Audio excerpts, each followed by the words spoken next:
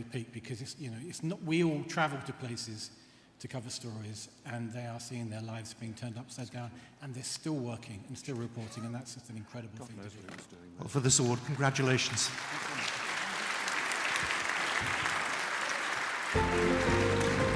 BBC NewsHour took its audience to Sudan on the morning that civil war erupted in the country. It seemed like heavy artillery as well as gunshot. Khartoum, a number of neighborhoods in Khartoum woke up to these sounds of heavy artillery and gunfire.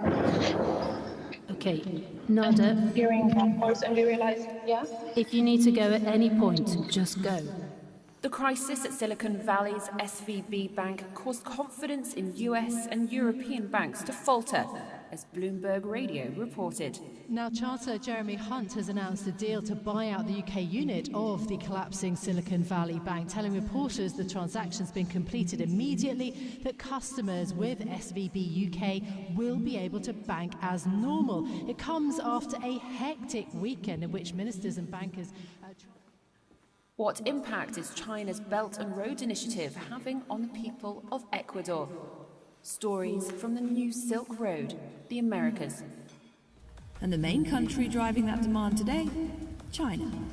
So when China comes to Ecuador, start to see that we had a potential in shrimp production, and start to buying us with the higher prices. As the price of shrimp increases, so do the risks for those like Ingrid, who work in the shrimp farm industry. Partygate, the inside story probed deep into the UK's biggest political scandal of our generation. It was like a parallel universe. There were people of a very high level who were doing their own thing. A spokesperson for Boris Johnson told us he didn't breach COVID regulations by not wearing a face mask, and that it's false to assert that he did so. They said that number 10 Downing Street functioned as a national crisis management centre during the pandemic, where staff worked to help coordinate the UK's response.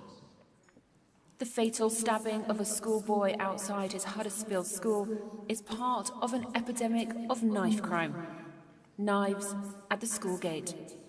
I asked West Yorkshire Police for an interview about their strategy on tackling knife crime, but they declined. Instead, they sent me a statement. It says, officers work closely with the Violence Reduction Unit to tackle knife crime through enforcement, early intervention, education and diversionary programmes. They also added that, in the last 12 months in Kirklees, there has been a 5.9% reduction in knife-related offences. When we get old, we need to be taken care of. But Hong Kong has a problem. Who cares for the carers? 返工亦都加重佢嘅壓力，上司體諒，但不停請假令佢覺得歉疚。到最近，譚小姐辭職，全天候照顧媽媽，相信自己應付到。本港有唔少社福機構為照顧者提供支援。BBC News covered one of the most significant stories in modern British history, the death of Her Majesty the Queen. There is absolute silence here, as if the streets and stones themselves were holding their breath. And slowly, slowly, the coffin of the Queen is taken out of the hearse. It's being lifted up onto the shoulders of the bearer party. Still gets you that, doesn't it? Johnny Diamond, ladies and gentlemen. And the judges asked for a commendation for the coverage of the death of Her Majesty by BBC News, so many congratulations to them. The winner for what judges said was a dazzling, enthralling and editorially strong production that draws the listener into different angles of the story is Partygate, the inside story.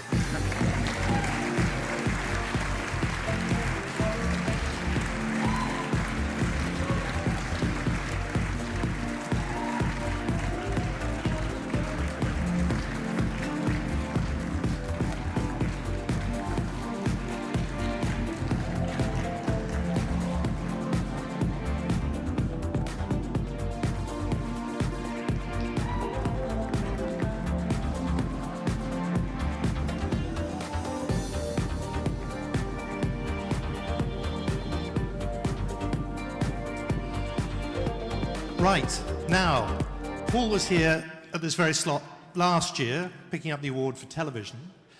What was the motivation to move it to audio this year? It was the brainchild of Matt. Matt here alongside me wanted this to be something we take into the podcast sphere and actually go in depth into the story. It filled me with terror because I thought, crikey, everyone's fed up with the story. They want to move on from it, or they knew too much about it. How do we do something new? And the men at the end delivered. Paul and Nathan Lee, his producer, went back to the sources, found more material, could tell that story from another angle. And then we had 3 hours of audio that I sort of slaved on in a garden shed for large parts, and then you end up in rooms like this, so it's very nice to be here.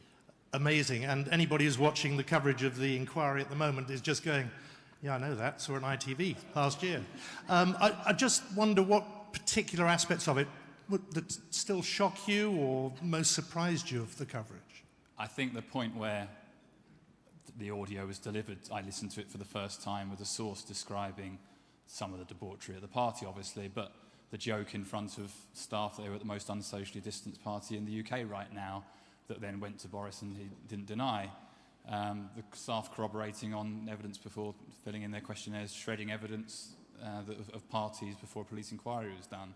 And this was at a stage of the story where these guys had won awards for everything we thought we'd ever known about it. So to have that and the privilege to hear that for the first time and then package that and put it into a series was a thrill. And I'm thankful to Matt for having that inspirational idea to say this has to be a podcast. We've got the original journalism, let's do this. So.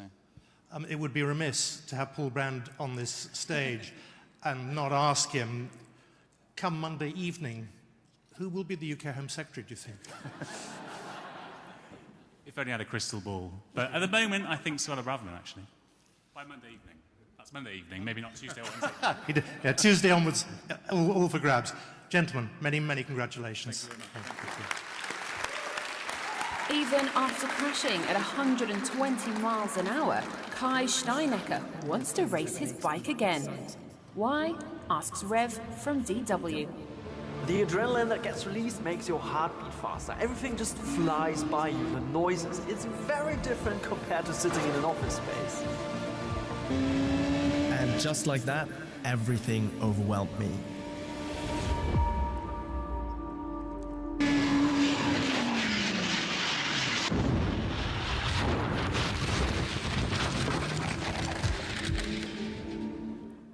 Disabled mums in the UK face a fight to keep their children from being forcibly taken into care or adopted.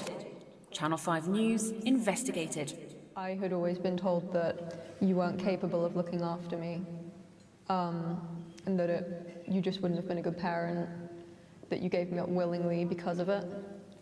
I was not told that you had genuinely put up such a struggle to be able to keep me. Time was stolen from us. We're being punished for something that was neither of our fault. Channel 4 News trekked along the Darien Gap, the deadly migrant route connecting North and South America. The conditions are incredibly harsh. We just saw a woman that nearly broke her ankle in the river. Through an almost impenetrable jungle. Are you afraid that you can die? Of course. Anything could happen to anybody on this route. Littered with bodies and filled with armed gangs who rob and rape the vulnerable. Al-Hura delved into 20 years of developments in AI that have transformed fantasy into an unbelievable reality. الشركة التي يترأسها فيكتور وشارك في تأسيسها هي من مكنتنا من صنع التوأم الرقمي الذي رأيتموه في بداية هذا الفيديو. التكنولوجيا ما زالت تحتاج مزيدا من التطوير، لكنها كانت ذكية بشكل كاف لتمكننا من استخدامها ببضع خطوات بسيطة. Young eco-warriors in Africa are tackling the race for environmental protection, as VOA discovered. For you to be an activist, you have to really understand what is your passion as an individual. You have to place yourself in a situation where you have to think about the planet and say, okay, what is my passion for the planet? Is my passion planting trees? Is my passion speaking on behalf of other people? What do you think you want to fight for? In southern France, a revolutionary Alzheimer's village offers residents a radical alternative to traditional care homes, as ITV News revealed. It's all tailored towards the needs of the villagers, people like Christian.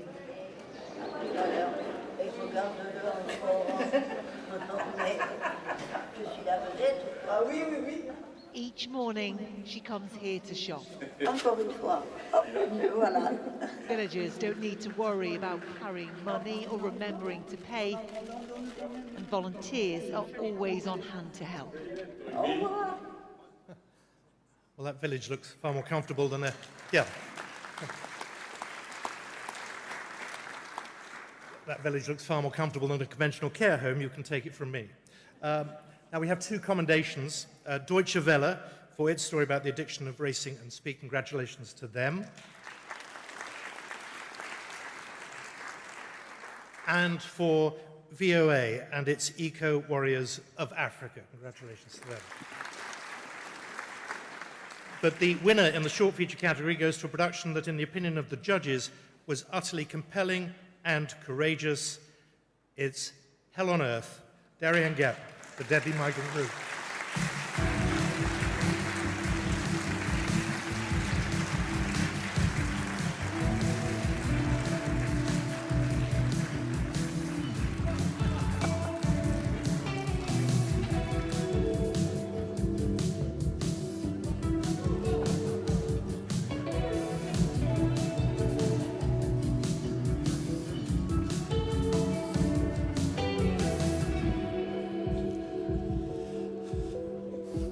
Which of us is all more excited?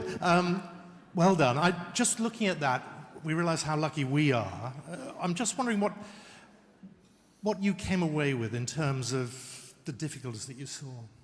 Well, I've done a lot of programs about migration, really, in Mexico and Central America, but this was by far the most challenging and dangerous migrant route that I've ever done. And to see the amount of people that I saw walking, it was surprising. It was like, I mean, I was walking with 1,200 people with water up to here in the middle of the jungle. It was just, it was hell. Now, you faced immense physical difficulties you've just been describing. Give us a sense of what a trip like that does to you, physically, personally, when you come home. You lose 6 kilos at least, and yes, I have a deal with my wife, and before I go back home from a trip like that, I go to a place for a couple of days to disconnect, and yeah, it was incredibly hard to see what people are willing to do in order to have a better life, and it's simple as that. And to think that after the Darien Gap, they still had 3,000 miles on top of them to get to the US-Mexican border, it was, you know, unbelievable. Many congratulations. Thank you very much.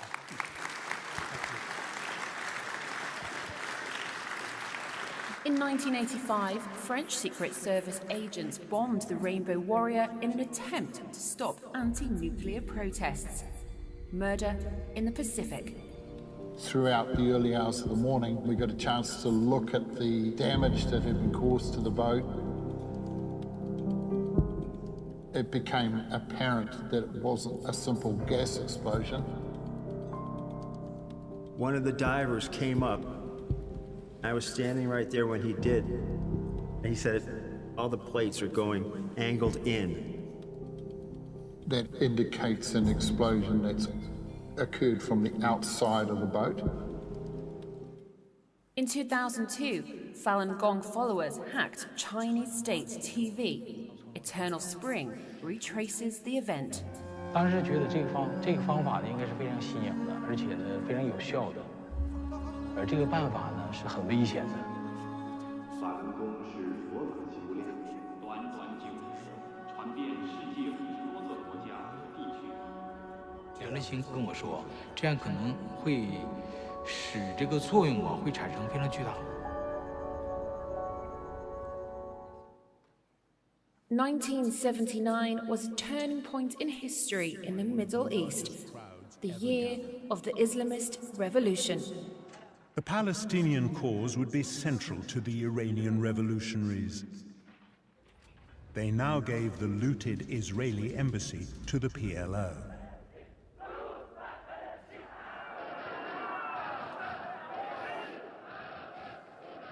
Iran's Islamists were transforming a cause of the Arab nationalists of the left into a religious ideal. It was part of their bid to lead all Muslims. The loss of women's rights in Iran following the 1979 revolution is charted in the execution of Madam Secretary. انقلابی که در سال 57 اتفاق افتاد اسمش انقلاب اسلامی نبود. انقلاب مردم بود علیه زنان. ما تمام حقوقی رو هم که طی سالهای گذشته به دست آورده بودیم از دست دادیم. The Wairua Affray in 1843 was the first of the conflicts between British colonisers and indigenous Maori inhabitants. New Zealand Wars. The issue is land. The New Zealand company, the land speculating business run by the Wakefield family, wants to acquire more of it for a flood of newly arriving British settlers, and Ngāti Toa, the land owners, who refuse to sell. The colonial narrative of what follows lays the blame squarely on Māori. It's described as a bloodthirsty, savage, barbaric massacre of law-abiding settlers. Well, some of us are just about old enough to remember most of those stories when they were in the news, perhaps not the 1800 story from New Zealand, though. I think Ian Rumsey perhaps produced it. But anyway, there is a commendation for Murder in the Pacific by Oxford Scientific Films from the BBC. Congratulations to them. And the winner of historical documentary for what the judges said was a truly original piece of work that was graphically stunning is Eternal Spring by Lofty Sky Entertainment.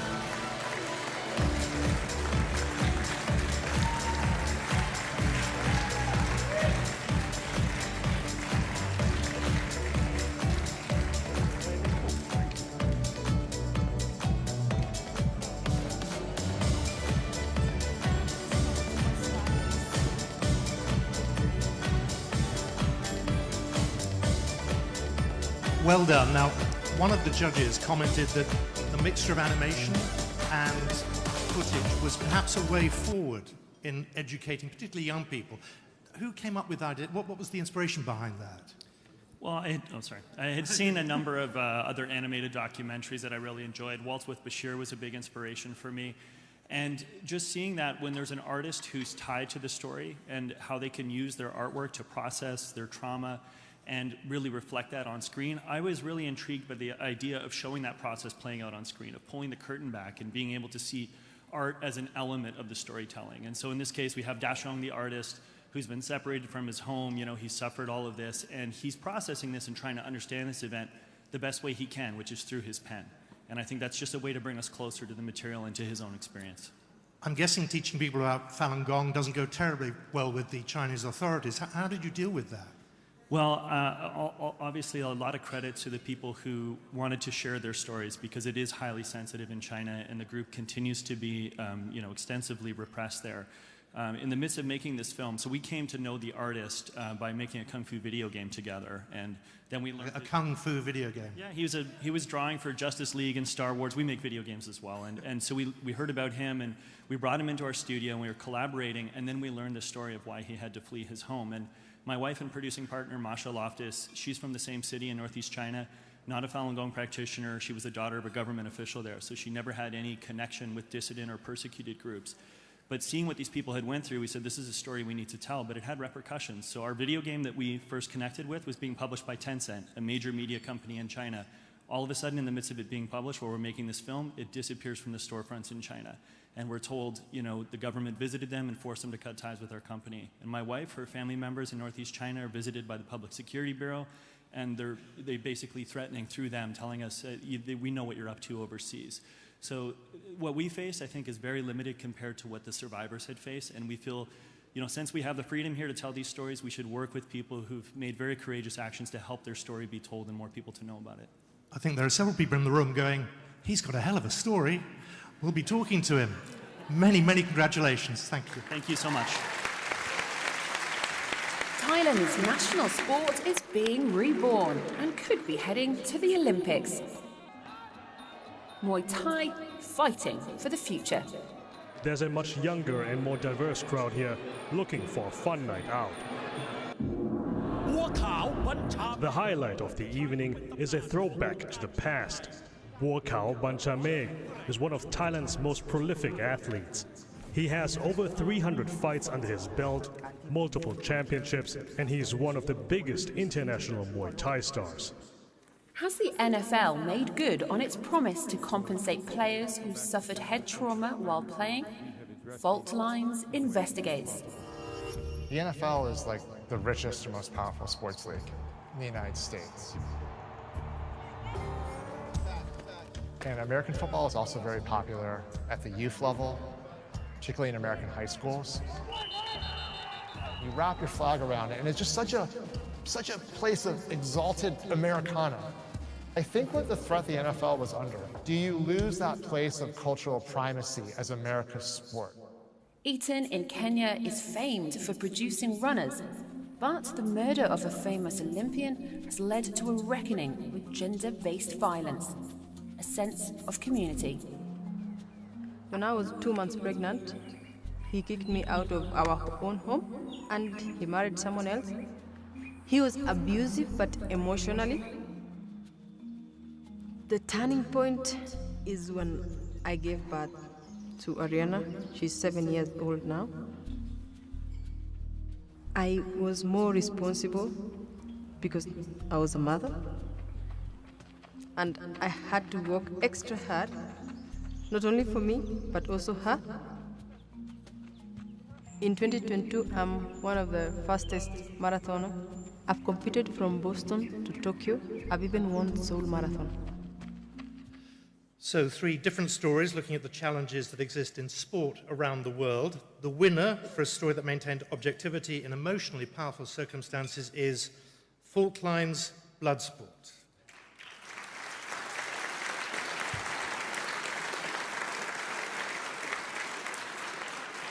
Now, our winning producers aren't able to be here tonight, but their lovely shiny trophy will be winging its way to Doha next week. We move on. The symphonic Viking raid merges dark Nordic sounds with symphonic grandeur. Naturens kraft, en hyldest til havet. Saltet i min krop er havet i mig.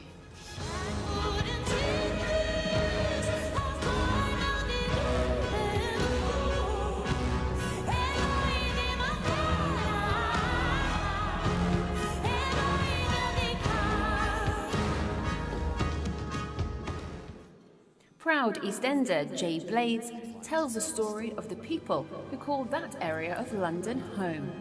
The East End through time. So what did the people who were living in the city think of what was going on over there? Well, I would imagine that they thought it was a den of iniquity. It was a place of activities that you couldn't do in the city because there was no space. So you've got your gambling, your bear baiting, and obviously theatre. Theatre was over there as well? Yeah. So if I want to go to the East End, I've basically got to go through there? Yeah, through there, Joe. Just where you came from? Yeah. All right, I'll be off then. Come here, gorgeous. Thank you. Michael Palin embarks on an epic journey into Iraq and experiences what daily life is like for its people. Thank you. All right, you stay there, I'll go here. I'm unsure of the etiquette. Should people walk round me or should I walk round them? It's quite a ways down now, isn't it? The whole thing's about 52 meters. I do think the steps seem to be getting shorter as we go. Must be near the top. Hello. Hello. Which way are you? Yeah, you fall off, not me. Hong Kong's real estate market has seen many highs and lows as a small fishing village has grown into a thriving metropolis. Premium spectacular. 10年建屋计划带动了新市镇的大规模开发。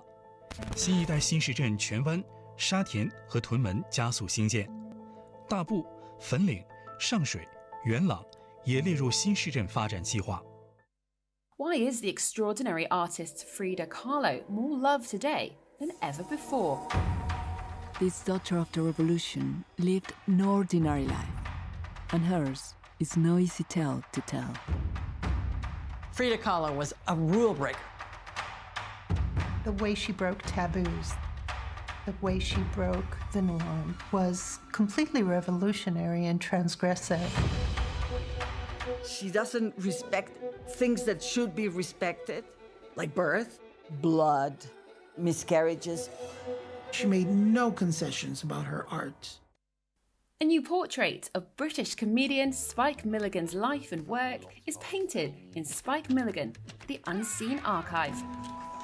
I believe he had an extreme innocence in his nature. He had a wild openness like a child to the world. He remained partly a child, that's the truth of it. He was Peter Pan. Must tell you, I'm very honoured, my dear, to have all you dirty old pirates aboard here from the Puppeteer Club. Captain Spike. Captain Spike, my dear, yes, I make you my first mate. Right then.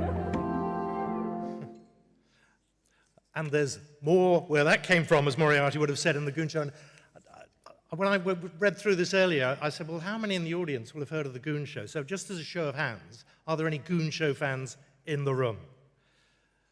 Good. I feel vindicated for mentioning it. There we are. Thank you very much. Now, enough of that. There are 2 commendations from the judges for Spike Milligan, The Unseen Archive. Congratulations to them. And The East End Through Time with Jay Blades.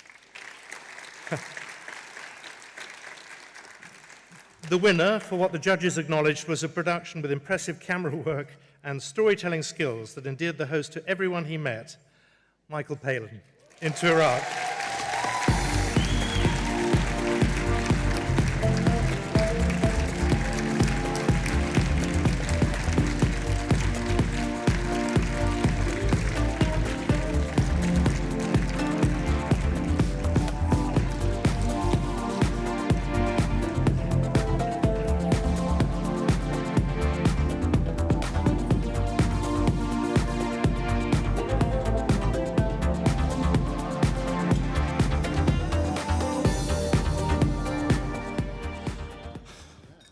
So Michael Palin just said to me he struggled getting up those steps. I mean, I could look at the audience. They were all going, oh, no. Does anything faze you? Oh, yeah, lots of things faze me, you know, airports, stations, anything like that. But I just had to go up there. There was no question. But they said, well, you don't have to go right to the top. But of course I said, well, I've got to do that because that's the challenge. The really difficult thing was getting right to the very top and standing on that open area. And I do suffer from vertigo. And the first time we did a piece to camera, it was just me and the cameraman, I was just shuddering. And then suddenly it all fell away from me and I felt wonderful. I was looking out over the whole Tigris plain and all that. I thought this is the best place to be in the world. You may have just answered it, but what are the images when you come back from a trip like that where you just go, pinch me, did I really do that? Yes, well, I mean, a lot of Iraq was seeing people who'd been in, you had terrible hardships through the years. And the amazing thing was the children and the spirit of the children we found, say in Mosul, in the wreckage of Mosul, you suddenly realized they hadn't really been through all this. They just had seen the end of it. And they were, you know, I was nearly in tears, and they were saying, oh, come on, you know, get going, you know.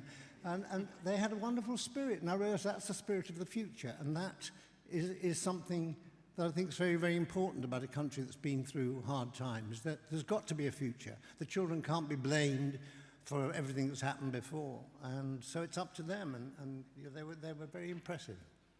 I probably shouldn't mention that you are just 80. And I won't mention it, it's our little secret. But you still have that drive for travel. Where does that come from? Well, I don't know. I mean, it's just a curiosity about the world. I've always loved places, you know, that aren't where I am.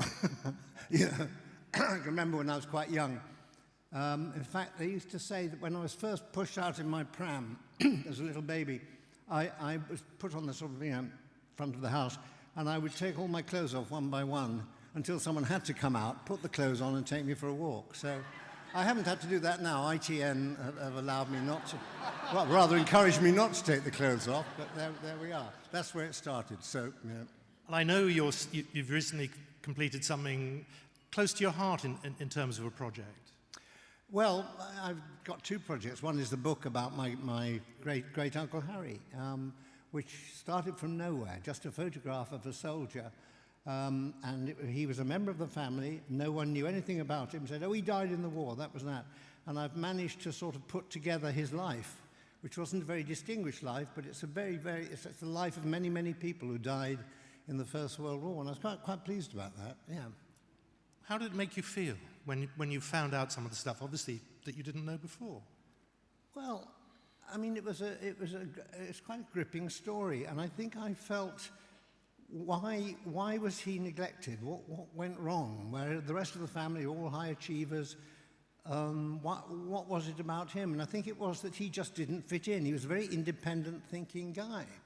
And I found actually the kind of similarities. I mean, I'm quite independent thinking. I like to do things that I really want to do, and challenges and all that. And sometimes you don't actually fit into the slot that people think you should be. And he didn't, but in the end, you know, he was a brave man. And he fought through Gallipoli, he fought through the First World War, and, you know. Sir Michael Palin, it's been a great pleasure. Well, thank you. Many congratulations. Now, take care. The decision by the US and UK to go to war in Iraq and its consequences are re-examined in Shock and War, Iraq 20 years on. What were your conversations with your British counterparts like? Did you find they were shocked by what the US was planning? Oh, yeah. At the first mention, we're going to do this, you could see their eyes opening up and the wheels turning and thinking, you're all mad. Sort of saying, this is not going to end well. If Australia's First Nations people owned the land from where the country's food comes, would meals be very different? First Eat with Nikia Louie.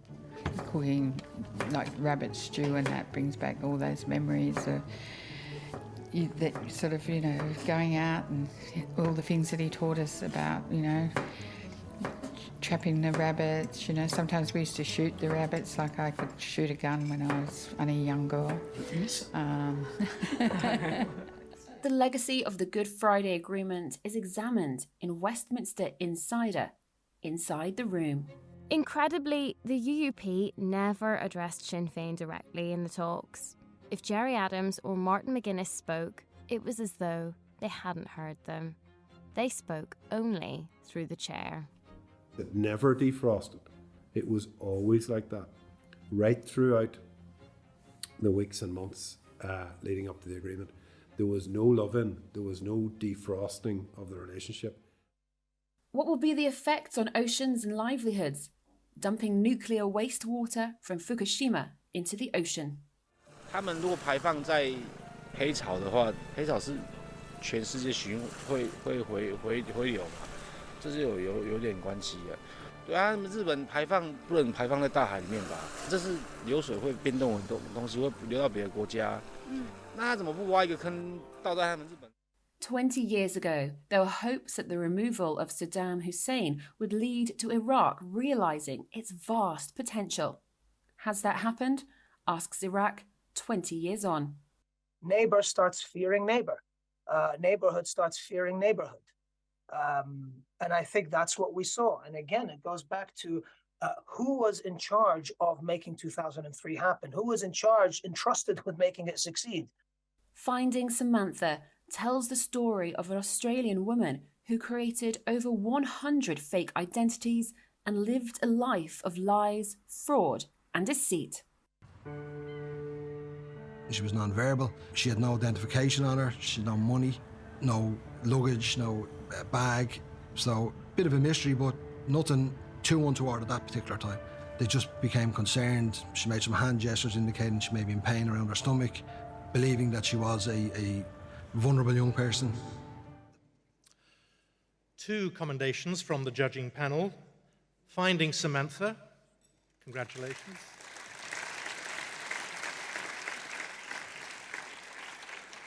And First Eat with Nikki Louis. For its high caliber cast of contributors, consistent high sound quality that builds a dramatic soundscape, the winner is Shock and War, Iraq, 20 years on.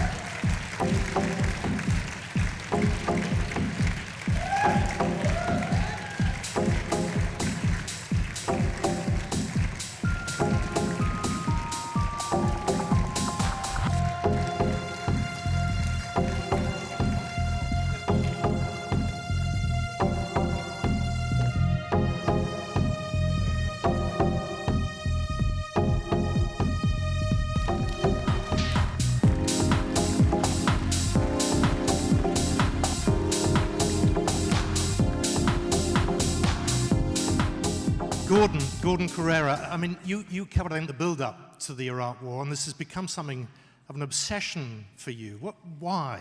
Well, I was there as a young reporter 20 years ago for the Today programme, covering it, and I was very lucky, I felt, to go back 20 years later and be able to, been given the time and space by the BBC to interrogate what really happened and unearth it, talk to some of the key players, Tony Blair, Richard Dearlove, and that is a real privilege to try and sometimes go back and ask, what did you miss?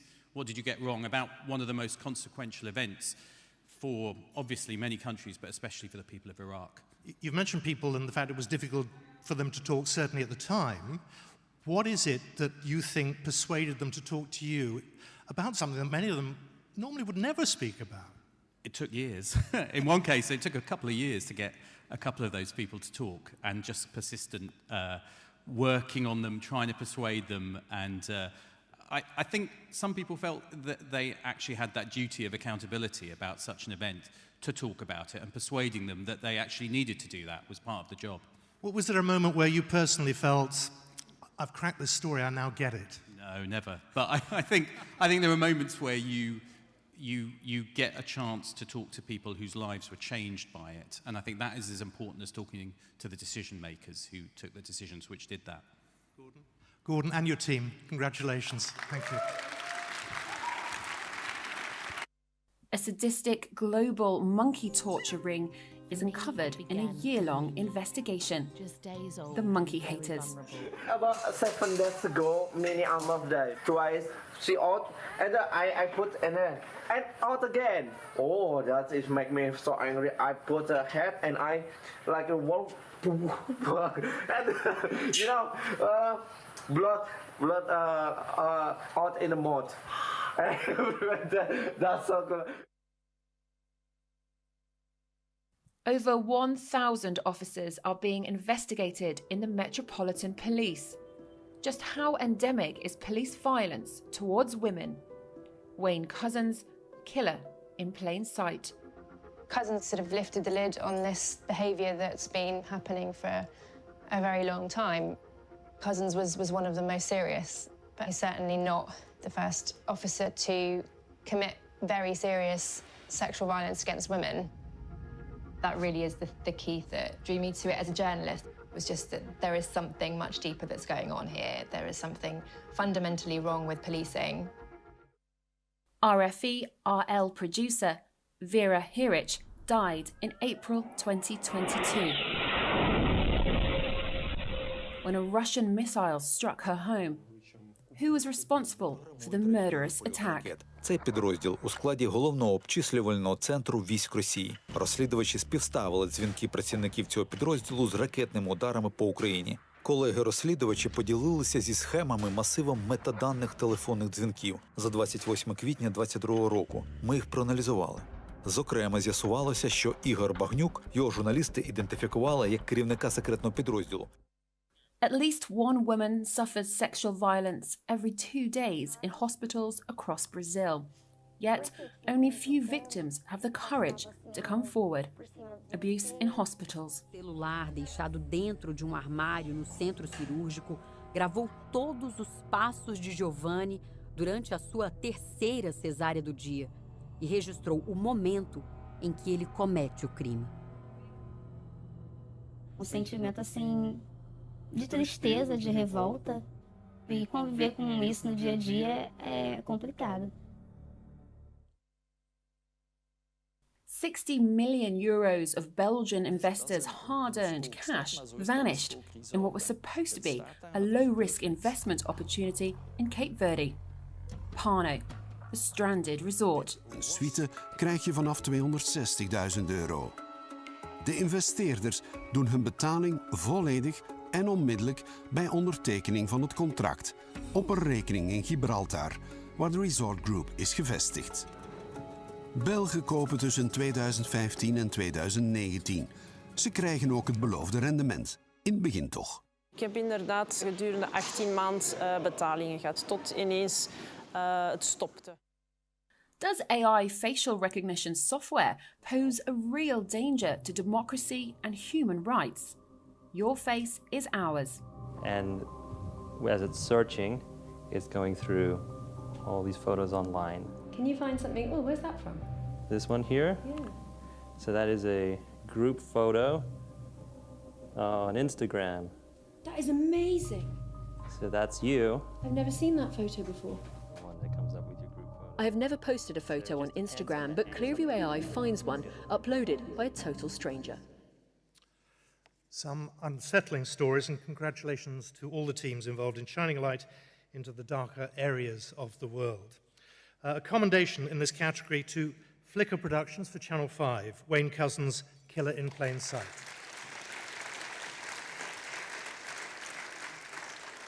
And the winner of the 2023 Investigative Documentary Award for an amazing piece of journalism that delivered a chilling and eye-opening documentary is The Monkey Haters.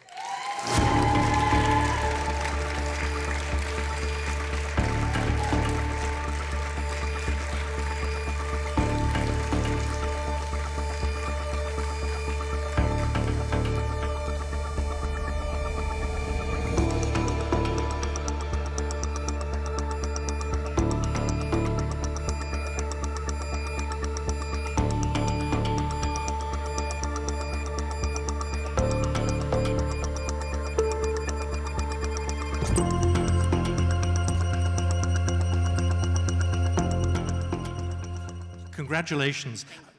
Given the subject of the story, I'm just wondering how it even became known that monkey torture rings exist, were a thing. So the credit for that goes to our colleagues in the Indonesian Bureau in Jakarta. This was produced by the World Service, BBCI, and our colleague Ajang, who was a key part of this investigation. She told me about it one day, and I just couldn't believe it, and I just thought we need to dig into this, we need to get to the bottom of this, but we didn't realize that that was going to be 1 year of our life down a very, very dark rabbit hole. I was going to ask, I mean, that's a challenge you set yourself. How easy to find those who ostensibly are responsible for this? Well, the team involved going undercover into one of the key Telegram groups for over a year, communicating with these people who live here in England and in the US who were ordering this torture on the other side of the world. It also involved pretending to be a buyer so that we could get to Indonesia and reveal who these people were. So a number of people have been jailed because of our investigation. There will be more arrests in the US and the UK as a result of what we found. It's a very difficult watch. It must have been a very difficult program on which to work. And I wonder personally how you all dealt with that. Yeah, it was extremely difficult. We had wonderful bosses who are here tonight, Liz and Mark and Mus and Monica, who gave us psychological support, which I think is very important.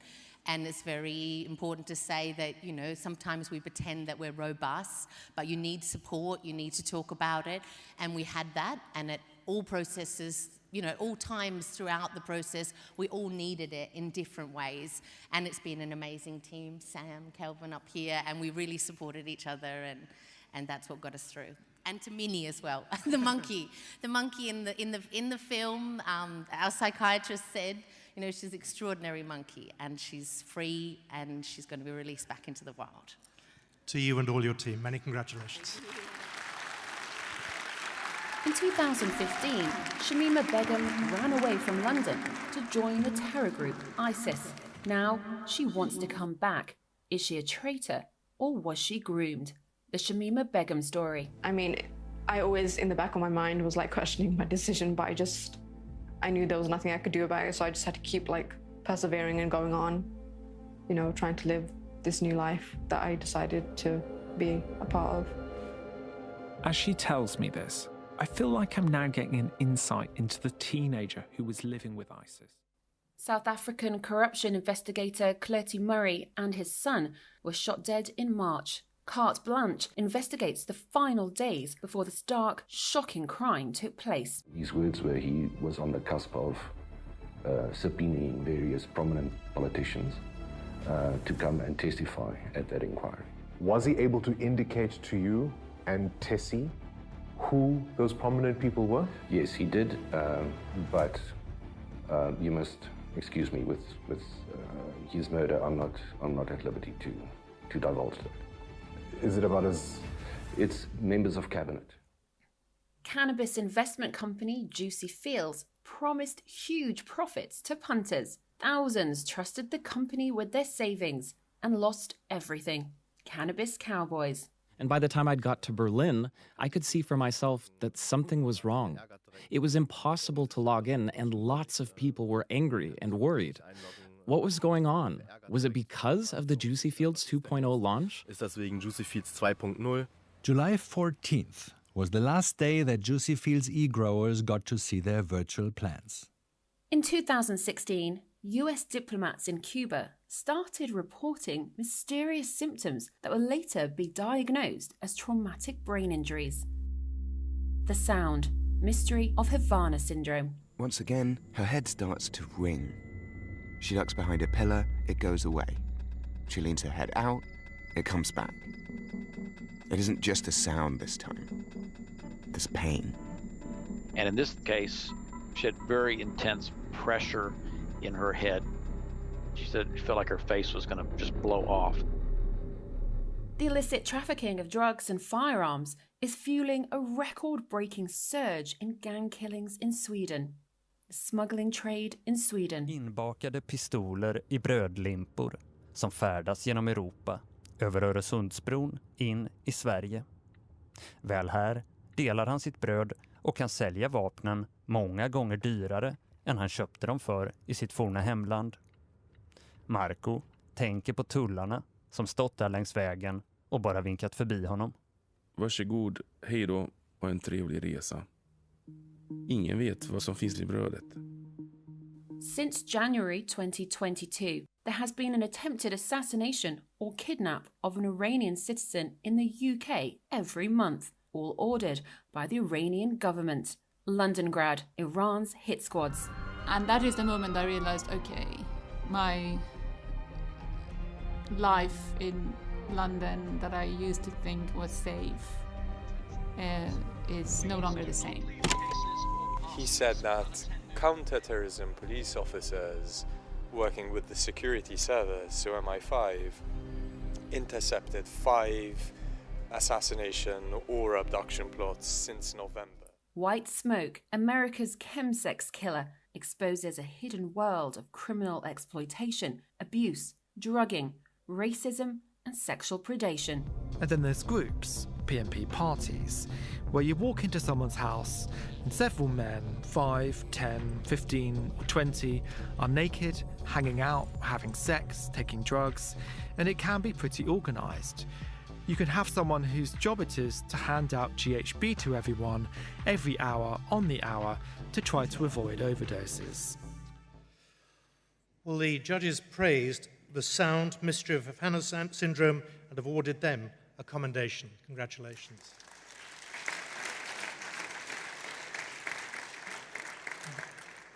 The winner for what the judges told us was simply a brilliant piece of work with beautifully crafted script and creative sound design is the Shamima Begum story.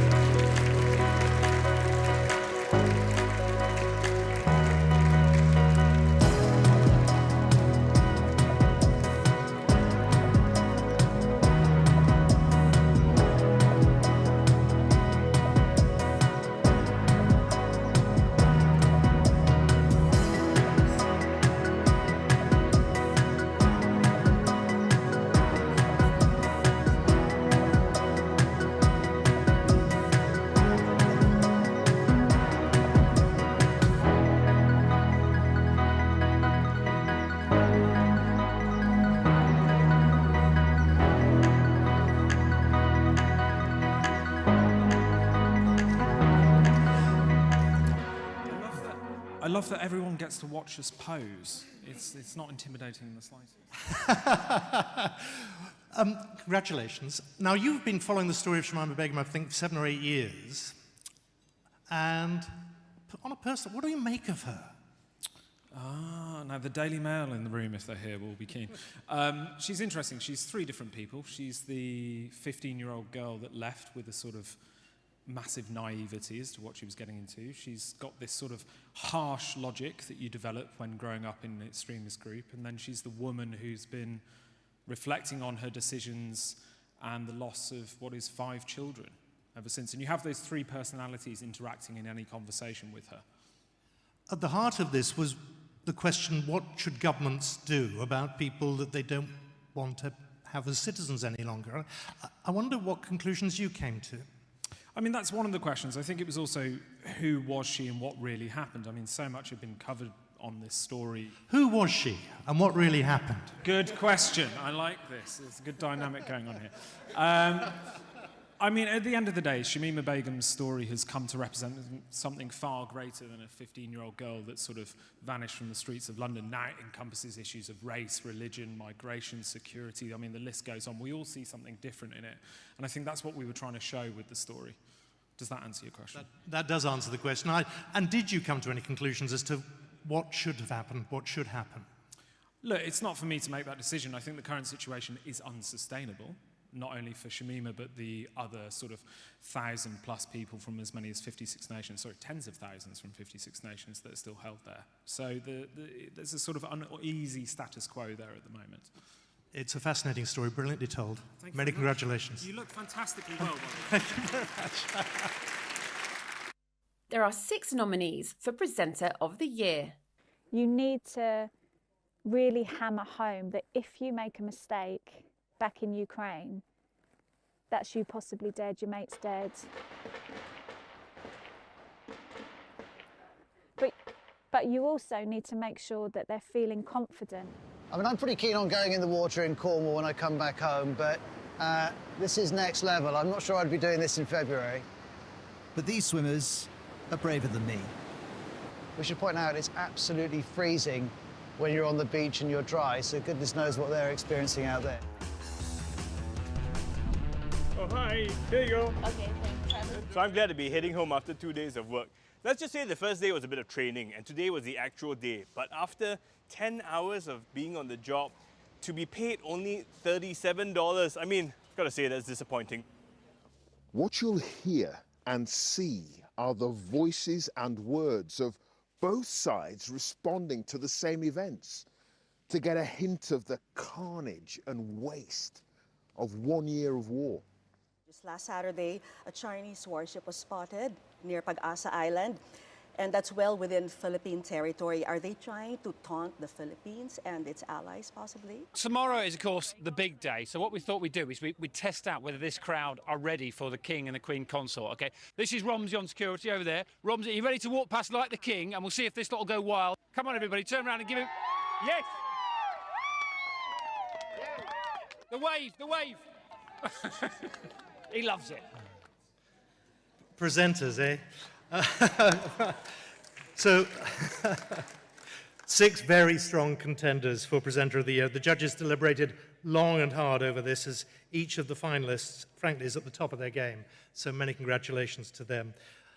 Who will it be? Our judges decided on someone they feel gets the tone just right, combined with being calm, clear, and personable. I'm pleased to reveal that the 2023 AIB Presenter of the Year is Clive Murray.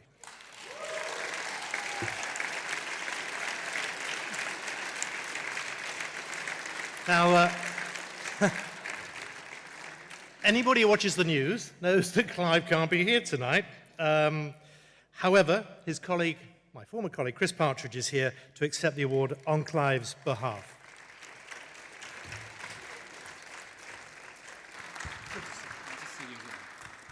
So, Chris, where is he? Well, this week he's been in Israel, as we know, covering the Israel-Gaza war, anchoring for the 6 and 10, one of his many assignments this year. Obviously, he's had a big role as well in the coverage in Ukraine.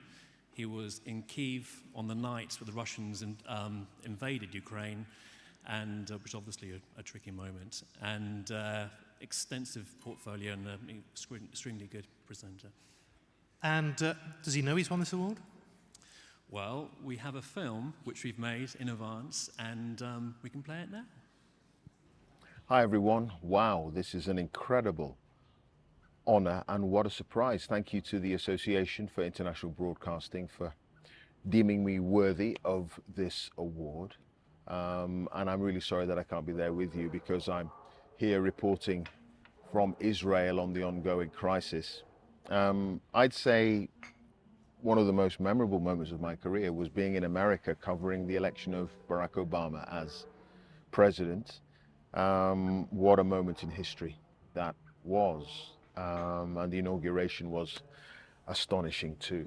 One of my most challenging moments, I think, was the COVID crisis. You know, a huge, once in our 100-year event taking place on my own doorstep in the UK. So that was very challenging. And I think my most important advice to anyone trying to get into this profession is to just keep striving, keep working hard. It is a tough old profession. You've got to have sharp elbows. But no editor is going to turn you down if you can do the job. So be the best that you can be and just keep working hard. And hopefully you'll achieve something. So that's it. Thank you.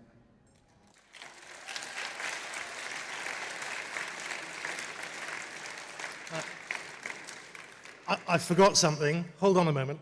Chris.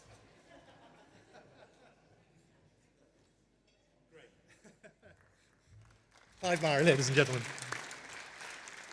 Now, we've had a roller coaster of a ride over the past hour or so, and there is much more to come. But it is now time to relax.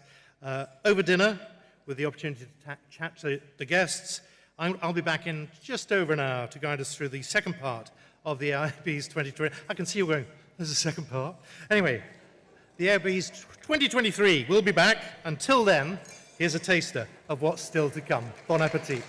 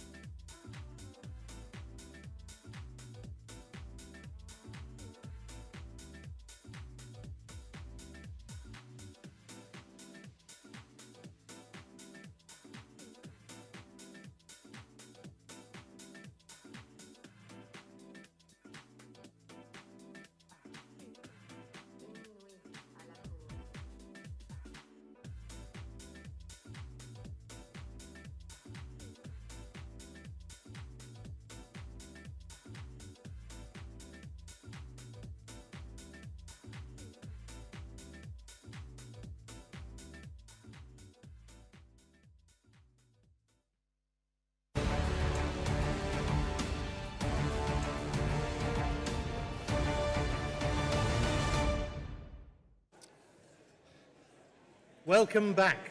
Shh, shh, shh, shh. Ladies and gentlemen, welcome back. Sorry to interrupt. The good news is we're halfway through.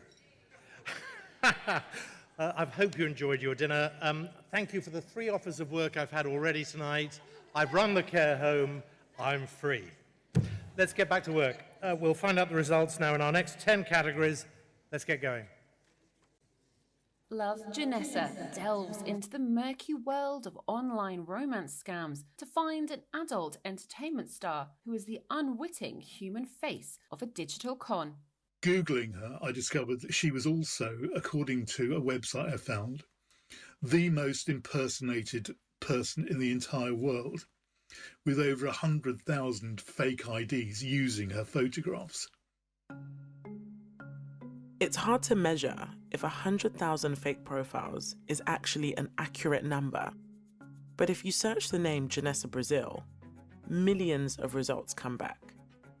Some groups of military veterans have significantly increased risk of suicide.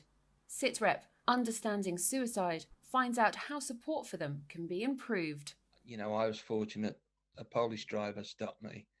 And in that split second of being back in the real world, think about your family, which I did. I then thought, what am I doing to my family? 2 strangers meet to share their experiences of being adoptive parents and the challenges and choices they had to make. The exchange, adoption. Is it rare to have honesty about the reality? I find it really hard to tell. At the time, I found it hard. I had a really, really good supportive group of friends where I could go out and have a good time and kind of forget about it. I mean, I don't know how you do that as a single person, but I would never talk openly, because when I did, people would brush it off. You know, yeah, I had a bad relationship with my mum. Oh, my daughter. As the transition to renewables gathers pace in South Africa, tens of thousands employed in the energy sector face an uncertain future. This coal life. The plant where they work is slated to close in 2030. Just 7 years. In fact, the plant is already shrinking its operations, and despite promises of a just transition, the family says people are already moving away. Yeah, how many people do you know have loved krill? Oh, Lord. Krill. Yeah. And where do they go? Some, almost they are going to Cape Town. Cape Town. With social and political turmoil in Hong Kong, more and more residents are leaving to make a new life in Taiwan. Hong Kongers on air. Let's go. 所以即係終於你去到第嘅地方咧，我哋唔好計移民啦，係純粹你打開自己眼界。哇，幾廿歲人即係40、50歲人咁樣，咁打開自己眼界都係好事。咁所以我覺得我會覺得呢啲位係對我嚟講咧有感動咯。我唔知對聽眾或者即係現場嘅觀眾當其時咪都叫。In January 2021, the body of a homeless man was found on the grounds of University College, Dublin. But who was he? Old Man Belfield. And I was rushing to get away from the place which this thing happened at. I slowed myself down a little bit because Michael was there. And I made my way back to college. And he, every inch of the way, stayed with me. And people say he was a guardian to us. Australia is hugely multicultural, but who was the first settler in each ethnic group? Community starters. He arrived in Sydney on board a vessel called the Admiral Gambier in 1808. In today's mentality, is absurd that, you would send a person to another country for stealing a loaf of bread. It's similarly absurd to send a person to another country because they've had sex with a man. So the first French person to settle in Australia was sent there for being gay. So the judges have asked for accommodation to go to This Coal Life. So congratulations to them. Now, the winner for taking listeners on a compelling journey that was gripping and addictive is Love Janessa.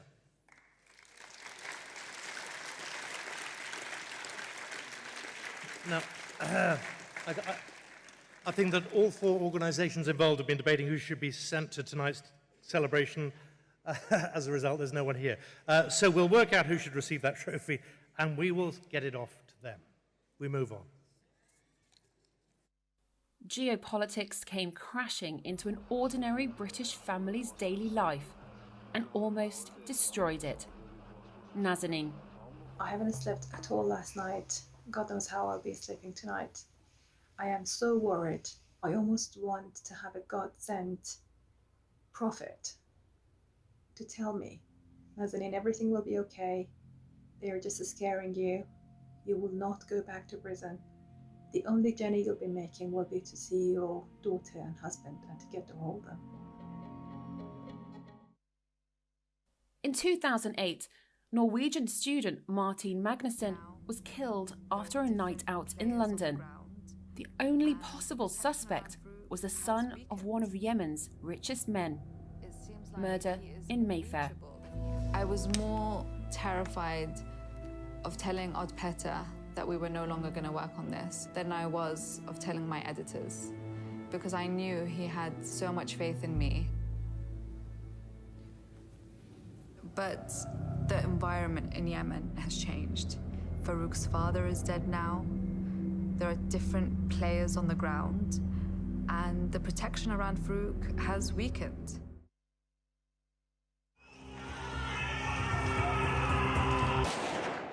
In 2019, Belfast journalist and LGBTQ+ advocate Lyra McKee was murdered by the new IRA.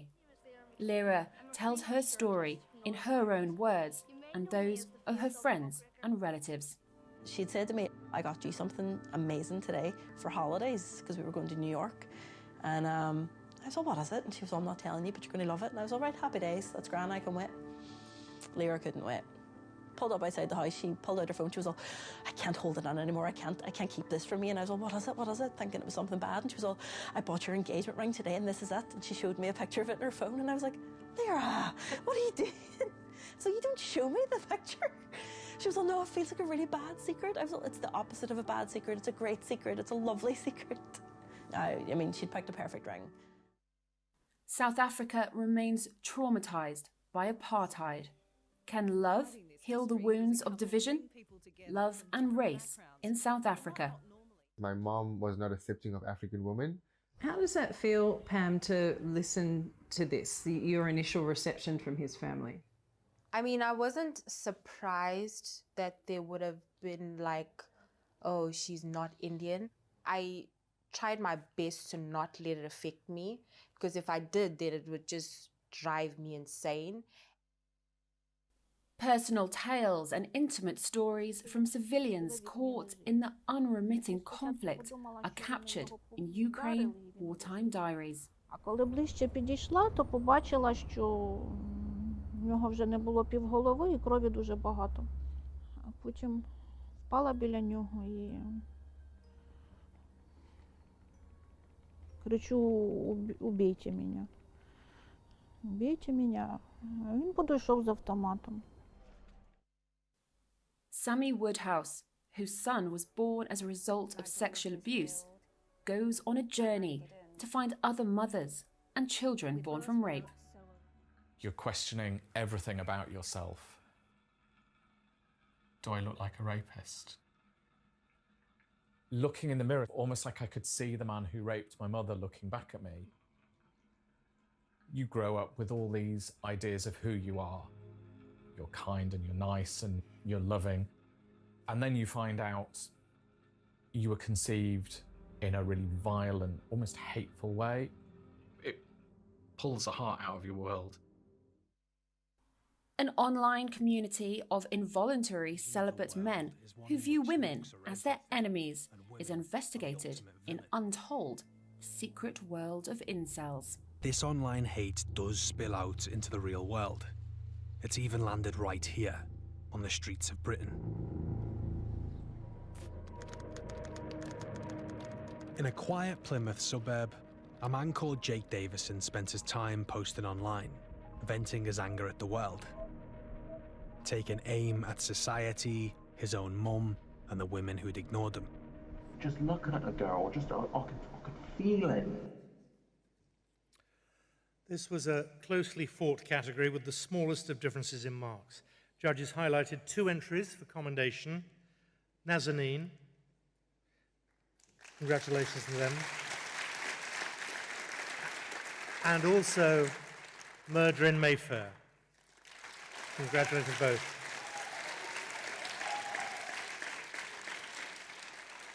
The award goes to a programme crafted in 3 layers that was gritty and raw. Lyra.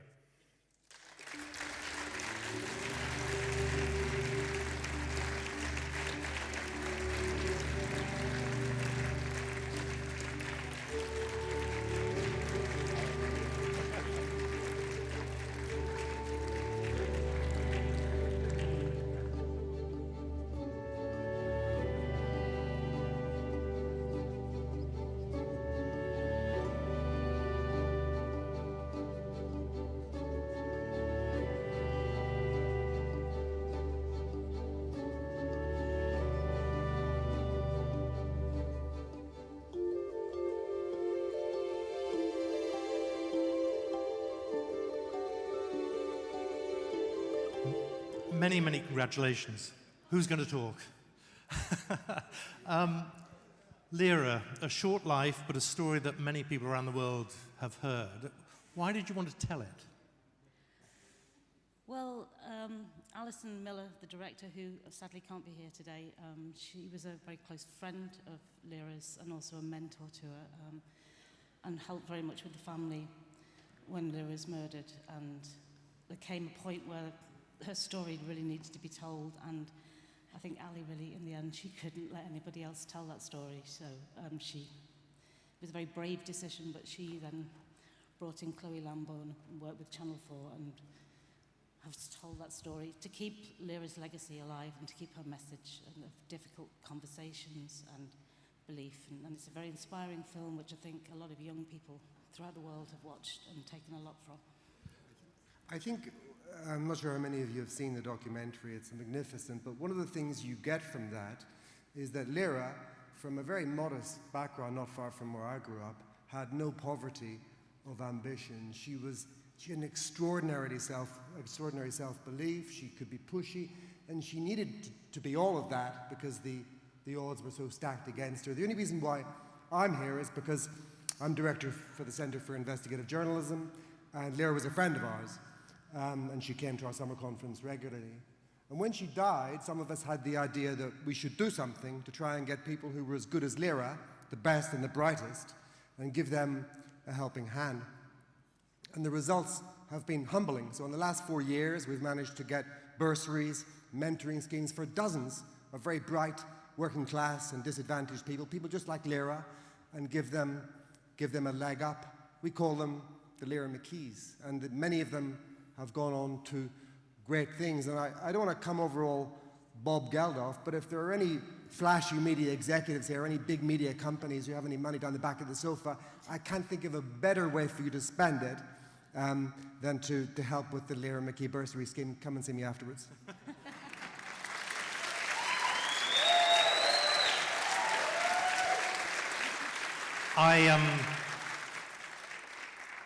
I can't help feeling, talking to you, this has hit you personally quite hard, the whole story, what it means to you. What is a story of that nature, how does that impact on you personally? Because I'm picking up that you're incredibly moved by this whole event. Yes, I think I'm very moved, and we've all been very moved on this whole journey of how audiences have reacted to Lyra. And I think the fact that the story is told in her own words. She's literally brought back to life for the hour and a half of this film. And I think the audience falls in love with her. So if you've not seen it, please watch it. And her message is very alive, and it continues to inspire. So that's why. Many congratulations. Thank you. It was hunted to extinction 100 years ago. Could DNA strands from museum exhibits bring the Tasmanian tiger back to life? So these are the 2 that we started with, sampling different places. This specimen we've sampled in a few ways because we're working to try to optimize the best sources of DNA on the skin. But it's this baby thylacine specimen that has proved the most valuable. So here it is. Yep, this is my favourite specimen of all of the ones that we have here. More than 110 years old, it was preserved decades before the value of DNA was fully understood. Under Poisoned Skies investigates the impact on Iraq's children and the planet from toxic air pollution caused by oil extraction. شلون مثل لايلون محترق وبنزين شي فوق دهن. ابنك حسين قلت لي كانت عنده معاناة. نعم هذا موجود حسين كانت عنده معاناة لوكيميا صارت عنده يعني خلال اسبوع انقلب لونه صار اصفر وصار عنده حتى تورم بالعيون مالته وانطتني المرض حقيقه يعني انغمى علي يم الدكتوره خطيه واعتذرت هي بوقتها من الدكتور. Cause of death gains unprecedented access to a coroner and his team as they uncover the truth behind a series of unexplained deaths. With a Home Office post-mortem, they are long and involved procedures, and the Home Office pathologists have to spend a considerable amount of time reviewing all of the information they've got, relating it to their findings, and giving you a report that will not only stand up to general examination, it will be sufficient to stand up in a criminal court. Tech Explore Japan investigates cutting-edge green technologies that can combat climate change. Why are these here in your lab? What are you doing with them? Shipping up to the upright to the batteries. You can turn these into batteries? Yes, that's right. That's incredible. Oh, wow.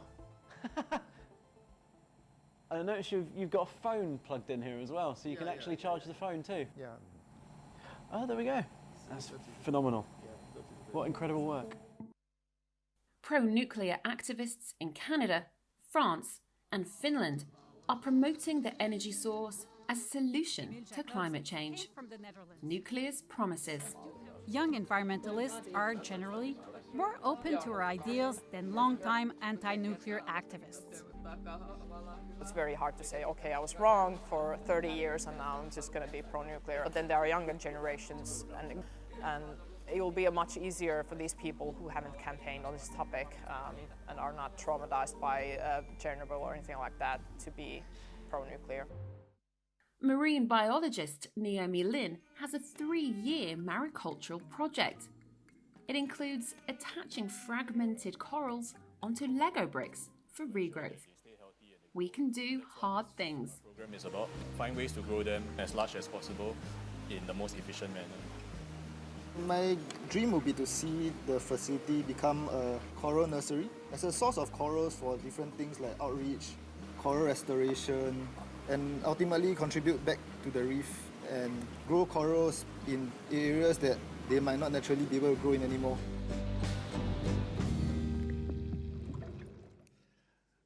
We humans can be amazing. Anybody who's worked with me knows that I've been obsessed with good news, positive stories like these for a long time, and particularly at the moment, I think we owe it to an audience to not let them go to bed every night depressed and worried, and every now and then just offer stories of hope like that. Sorry, I've gone off script. 2 commendations, ladies and gentlemen. We can do hard things. Congratulations to them. And Tech Explore Japan.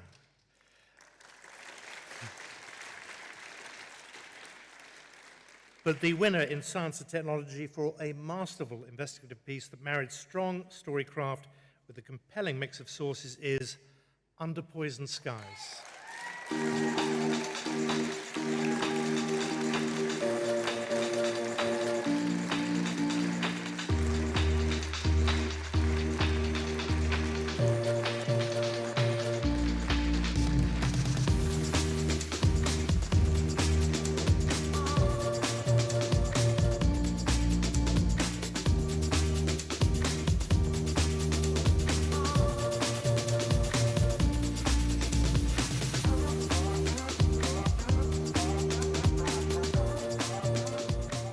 Congratulations to you both. Now, anybody who's seen Erin Brockovich knows that oil companies get up to stuff and put obstacles in your way. How did you get around them? I'm keeping the mic. I've been warned. Anybody who hands over the mic will never see it again. So. Yeah. I mean, we did the investigation hoping that they didn't know what we're doing, of course. And that was quite tricky because in some of the worst affected communities like Rumeila, where BP is the lead contractor, it's pretty much cut off from the rest of Basra. So we applied lots of times to film there and were rejected. So we had to go and film undercover, which is always really limiting. And that's when we met Ali, who's one of the main characters in the film, and we gave him a camera and he recorded video diaries of the pollution he was exposed to by BP in that field. And yeah, thankfully the oil companies weren't involved until our right for replies. Anybody who's seen it will want to know what's happened to Ali. What did? Yeah, so Ali was... We filmed with so many kids who died during the making of the film, at least 4 children, and Ali was our story of hope because he had leukemia when he was 14. We met him when he was 19, and he was the one who survived and was becoming like a voice for, campaigning for clean air. And tragically, just a few months after the film came out, his leukemia came back and he died, which has been obviously heartbreaking for his family and us who got to know him so well. But I think that this film helps to share his legacy. You've done him proud. Thank you. Congratulations. 101 East, Mining the Pacific Ocean, reveals the positives and negatives of extracting minerals from the seabed to power green energy. You're essentially dredging along the sea floor and taking the hard substrate from the bottom of the ocean. Surely that'll have some effect. Of course, what we do has impact. That is a reality. What we need to do is we need to measure the extent of that impact and the harm that that impact has and look at whether that is acceptable. Its custodians call it Ningaloo. In Western Australia is one of the last wild and biodiverse places left on the planet.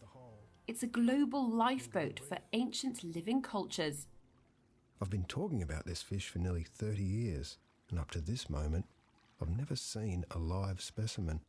And now here I am, surrounded by them. So we get all excited about coral reefs, but really when it comes to world heritage and when it comes to uniqueness, these guys are right at the top. Right at the very peak of it. These have been around for 140 million years that we know of at least. So really we're swimming in deep time, aren't we? We are indeed. 3 young South African women must navigate the colonial past when they become rangers in the Greater Kruger Park. Black Mambas.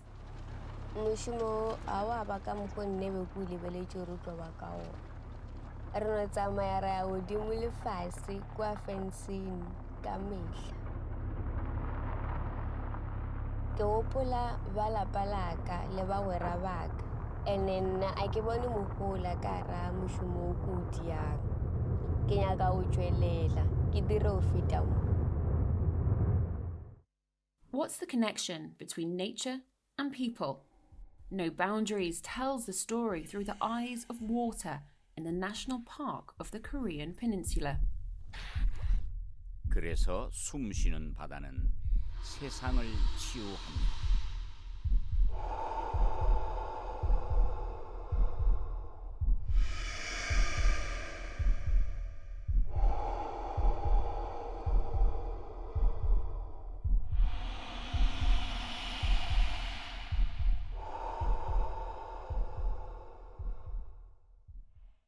What will happen to Songkul Lake? This popular tourist destination and valuable breeding ground for animals could become a desert in just 50 years.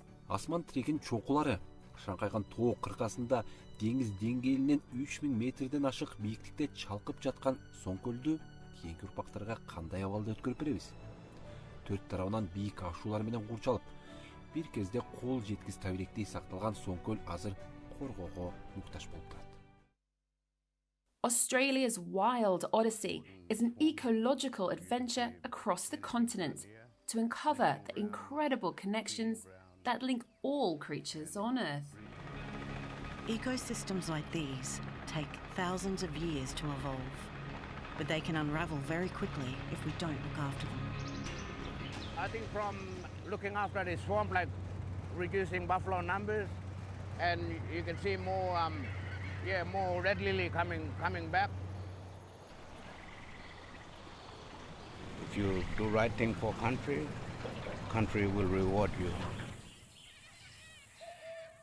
So 6 productions covering 5 stories in 5 regions of the world, produced by teams from 5 countries, so underlining the global nature of the AIBs and the importance of preserving, of course, our natural world. 2 commendations from our judges. 101 East, Mining the Pacific Ocean, was one.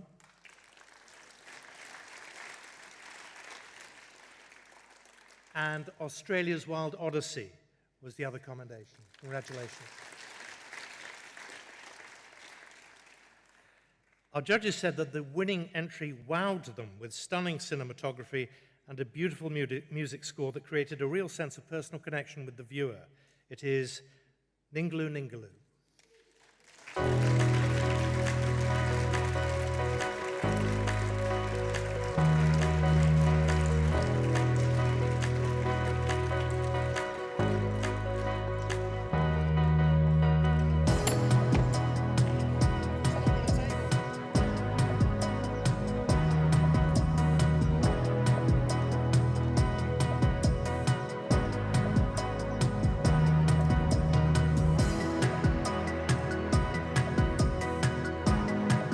I just wanted, is anybody from the Daily Mail here?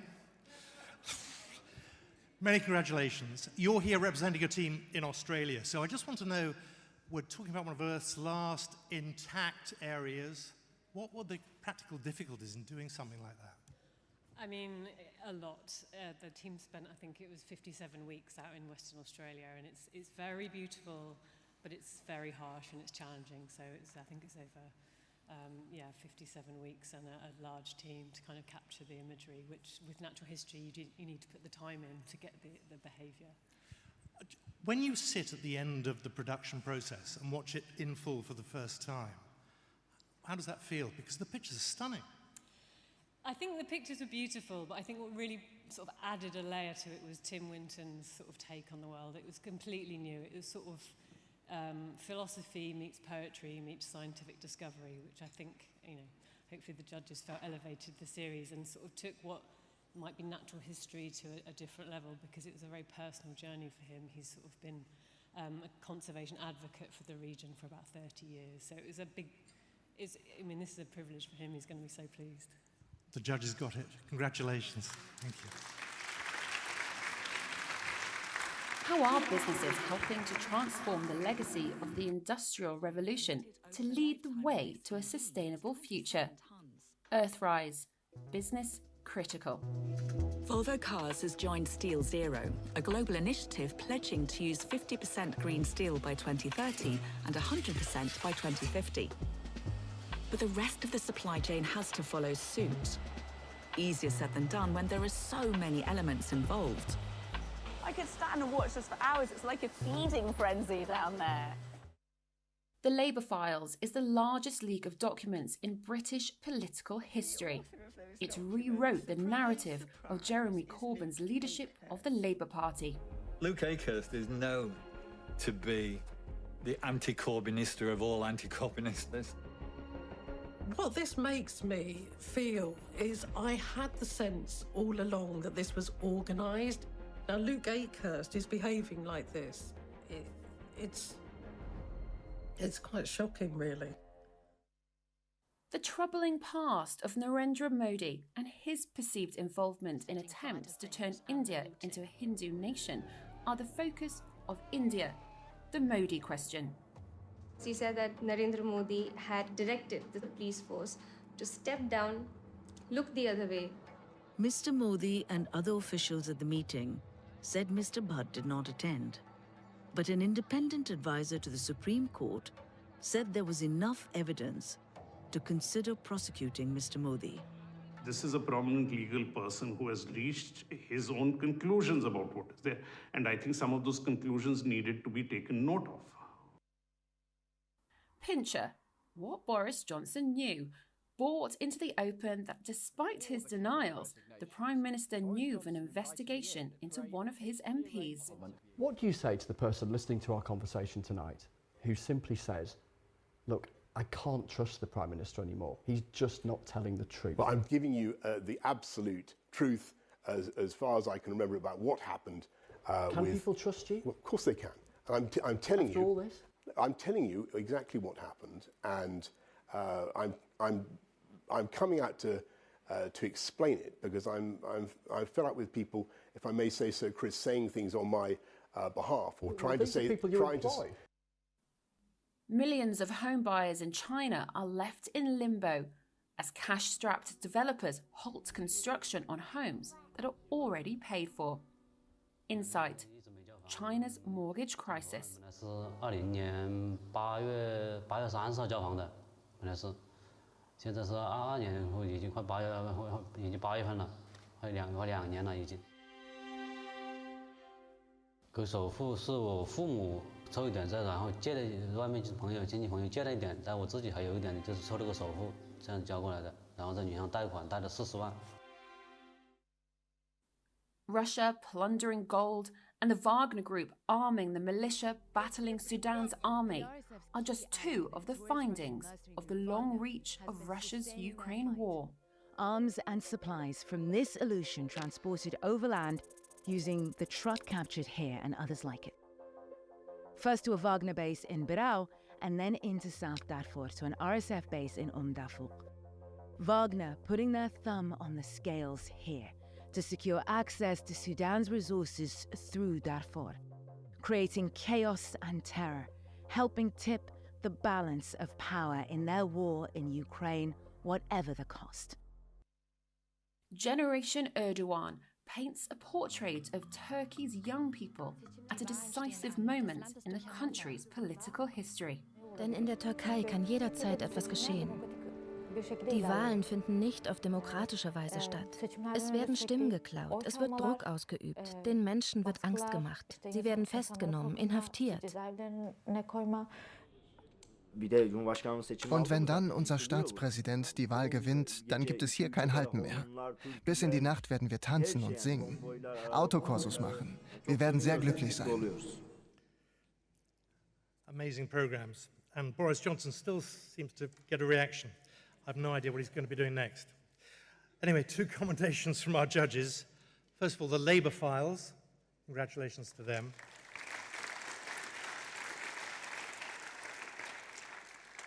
And Sudan and the long reach of Russia's Ukraine war. Congratulations to them too. But the winner in politics and business for what one of the judges said was one of the finest documentaries they'd watched in the last 2 years is India, the Modi Question.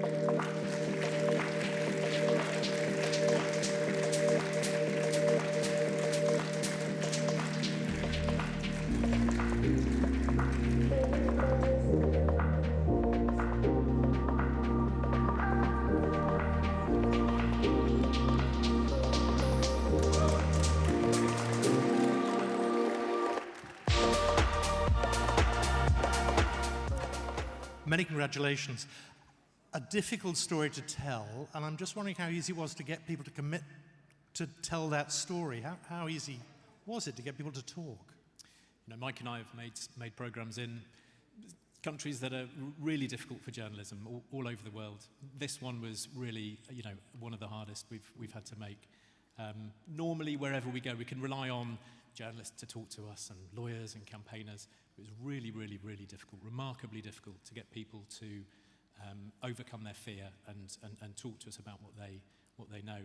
At the beginning of the film, we said, you know, 30 people refused who wanted to take part refused to do so because they were scared of the consequences. Somebody else pulled out after they had a death threat. So it was incredibly difficult, and you know, this award really is for the people who were brave enough to take part on screen and off screen.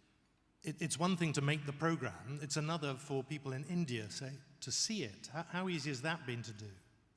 Well, when we broadcast the film here, it was immediately banned by Mr. Modi's government. We're not quite sure, we assume that they didn't really want people to see it, but people in India were incredibly defiant. It spread really widely on the internet.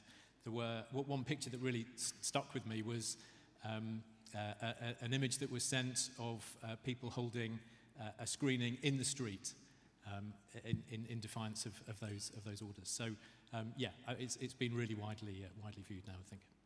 Amazing. Congratulations. Well done. In 2003, the Swedish foreign minister was murdered by a knife-wielding attacker. Before After, Anna Lindh 2003 recreates the event. Fy fan, vad obehagligt. Jag är alldeles skakig. Alltså, det måste ju varit han som sprack. Såg du honom? Nej. Gjorde du? Nej, nej, jag såg bara hans rygg. Alltså, fan vad poliser det är. Det måste vara ett större hot. Jag hörde att det var Anna Lindh som blev attackerad. Va? Anna Lindh? Vad sa du? Vår utrikesminister? Nej. Det var sant. Det kan inte vara på riktigt. Nej. Fattar du att det var Anna som låg där? A highly decorated Australian soldier takes on the press in one of the most expensive defamation trials ever to be heard in the country. Ben Roberts-Smith versus the media. They say the man was a handcuffed prisoner whom Ben Roberts-Smith kicked off a cliff and then ordered shot dead. This allegation is a centrepiece to Roberts-Smith's complex and sprawling defamation case. For the newspapers, proving what they allege happened that day will be critical to their defence. If Roberts-Smith's version is accepted by the court, it will go a long way to vindicating his argument that the allegations made against him are nothing but malicious lies concocted by a group of jealous soldiers. Well, our two docudrama categories, they're new for 2023. The winner in radio and audio for a great idea with rich sound design and a natural feeling dialogue is Before After. Anna Lindh, 2003.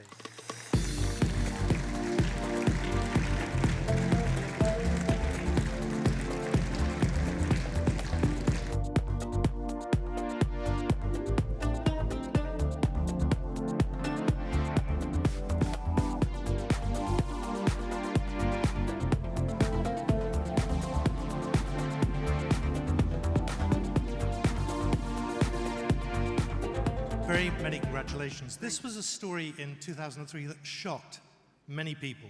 What was the impetus behind doing a program, making a program like this on it? So our commissioner in Swedish Radio wanted to do a series of docudramas about turning points in the Swedish history. So this is one of the big turning points in our history. We also wanted to use the drama to kind of go into rooms where documentary can't go with imagination. So you're following 6 characters, fictional characters, that tells the story about the murder and also about Anna Lindh through their perspectives on her and her murder. And what sort of reaction has it had in Sweden? Well, it has had a lot of really good reactions. People really like it, and the people learn new things about the events surrounding this terrible event in our history. So, yeah. Many congratulations. Thank you so much. Thank you. In the early 60s, a near-deserted island is transformed into a prison without bars, holding Singapore's most hardened gangsters. 3 years later, the island is in flames. Riot Island. He represented everything. These secret society members hated authority, the state. The murder of Dutton was a ritual killing. Clear. It was a ritual because he came to personify the hatred, anger on Pulau Senang. Keith Hall confessed his wife's murder to a police officer wearing a wire, yet was found innocent. What's really happened? The confession. When I listen to these tapes, she's in my mind, and she will be forever. What were you afraid of in letting those tapes be heard? My life's hanging on this better decision, you know that. If you were in love with her, why wouldn't you tell her the truth? I'd have said anything to keep her.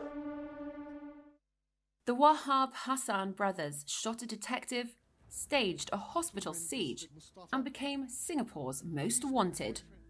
Brothers in arms.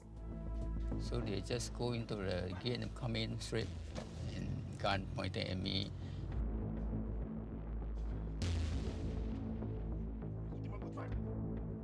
So they get the key from the warden, release the brother, and then they start running off. Every parent's worst nightmare, returning home to discover your child is missing. Capture. Who's looking after the children? His name is Frankie Monk, and I believe you and your company are responsible, and not just for Frankie, other kids, and not just kids. You're responsible for all kinds of harm: alienation, polarization, genocide. Genocide. I could go on, if you like, or you could let us through and we can find our son.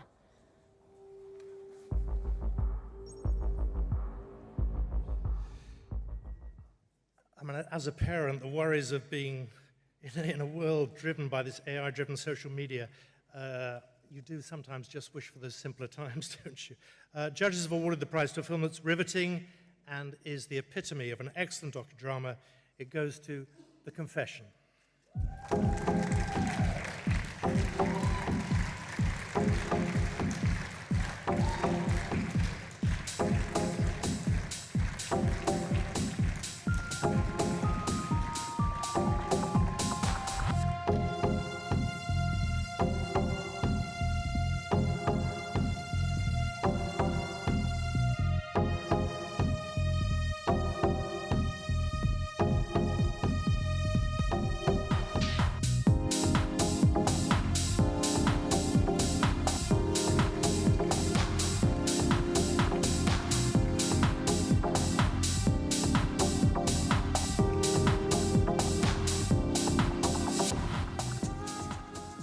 They're discussing who's going to be talking. Ian, is it you? Sure. Well, whoever. Right. The murder of Patricia Hall was not a huge story at the time. What was it that attracted somebody to say, there's a great story here? Well, the truth is, it initially came from a local journalist who came to us and said, I've got this terrific story, and it's a story that needs to be told. And from that, we, Nat and I spoke to Amazon, and we, investigated it and delved deeper into it, and we found out that there was a really interesting story about police ethics and a man who was accused of a murder which he still to this day says he'd never committed.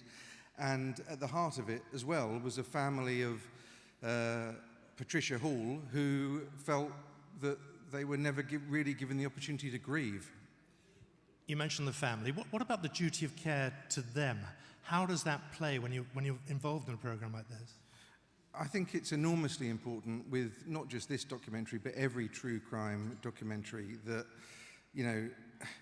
there is a need to get viewers to watch, and there is a need to, win commissions, but there's also a need to be sensitive and to care for the people at the heart of this, because when we've disappeared and we come to events like this, the story goes on for them, and we were very, very careful and very, very cognizant of the fact that, for them it was an ongoing story that would go on way beyond 30 years. It would go on for the rest of their lives. Well, to all of you, congratulations. Well done. Migrants crossing the perilous Darien Gap risk violence, sexual assault, and extreme hardship. The Trek, a migrant trail to America.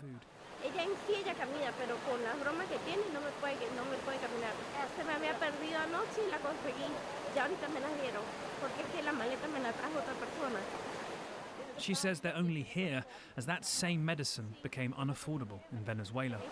Tenía que viajar de Venezuela con otras personas. Él me dijo Pero el otro, el que agarra más, le cogí. Él me dijo que no. Me dijo, no, la mía se puede caminar, eso es fácil, ¿no es? Defiant Russians are risking their freedom to oppose Putin's war in Ukraine. Inside Russia, Putin's war at home. За слова «нет войне», они у нас считаются экстремизмом. Тебя могут посадить на 10-15 лет в тюрьму. Да, хорошо объясняет то, почему сотни тысяч, например, не выходят на протесты. Всех, кто не согласен, у нас избивают, арестовывают, сажают в тюрьму, пытают и так далее. By late spring, the Russian authorities had made over 16,000 arrests. The Russians thought they'd killed them all, until one man came back from the dead in Bucha to tell the terrible truth. Our world. I call him by his name. According to Ivan, they singled out one of the men and shot him to intimidate the others. It worked. One man confessed, telling the Russians they were all part of the territorial defense. Після цього вони почали нас пинати ногами. Are Denmark's hard-line deportation programs a death sentence for thousands of Syrian asylum seekers? Welcome back to Syria. Claiming that some parts of Syria are now safe, Denmark's immigration ministry cancelled the sisters' visas and ordered them to go back. Det er virkelig svært at tænke på det. Det er virkelig skræmmende at tænke på sådan noget der, om vi skal tilbage til Syrien. Vi ved slet ikke. Jeg kom slet ikke i tanker om, at det vil sende os tilbage efter så lang tid. Panorama, Mariupol, the people's story, tells in harrowing detail how residents of the city survived bombardment and invasion, but then escaped. Того Мариуполя, которым он стал за последние 5-7 лет, да, того европейского, красивого, уютного города, уже нет. Ну, он умирает, и умирает на глазах.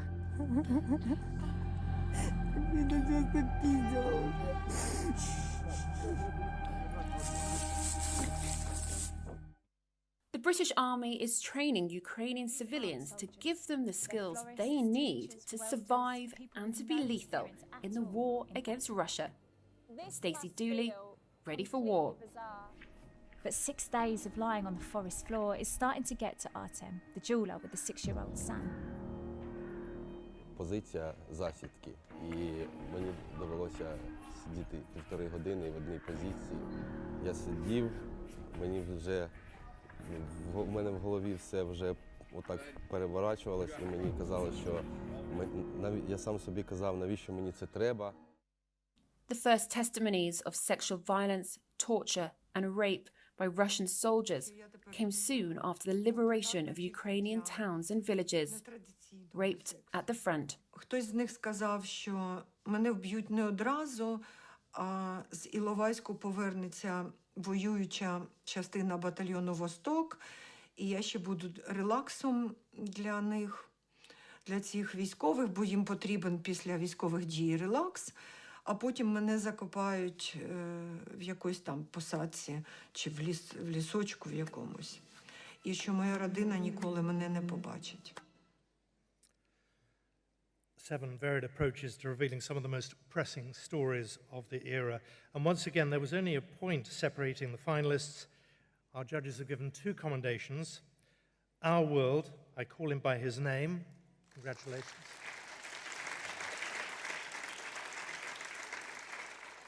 And also The Trek, a migrant trail to America.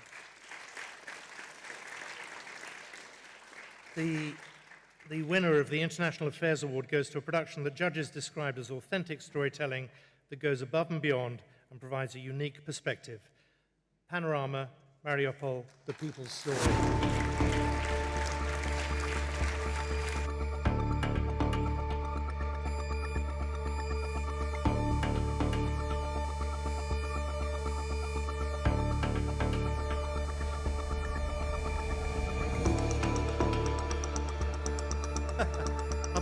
I've got a new investigation. we've lost the panorama team, which might be something ITV want to look into. But I'll leave that there, and if they appear in the room, we'll take that award to them. But in the meantime, let's move on. As the real IRA were bombing Britain and trying to wreck the Northern Ireland peace process, a US trucker became an MI5 agent. I Spy. They were nice enough to allow me to take notes on the topics, since they'd become too extensive for me to keep track. David, reading that, it does seem incredible that at a real IRA meeting, you were allowed to take notes. There's only so much you can remember, and that seemed logical. So I asked if I could take notes. What are they going to do, say no? One woman is murdered by their husband or partner every 3 days in Italy. Femicidio.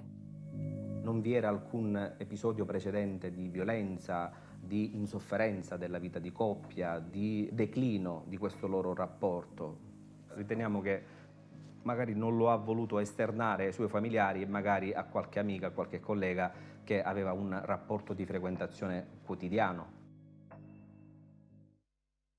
Cinemas in Saudi Arabia have reopened for the first time in 35 years, and the country has become a global destination for movie makers. Saudi Arabia wields cinema as a tool of soft power. But this is all political, like the way I lead, the way I speak, the way I communicate and whisper to someone instead of doing it in front of everyone. This is politics. So instead of preaching and talking about it, really allowing my work and myself to be what others can learn from. Panda cubs born in captivity are being trained by their mothers and keepers to be returned to their natural habitat.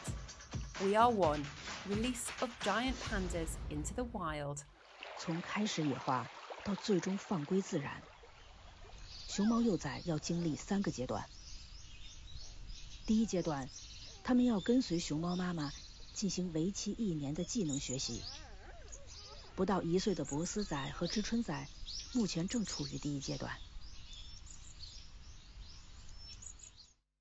The NHS's worst ever winter crisis is vividly captured as one despairing ambulance worker blows the whistle.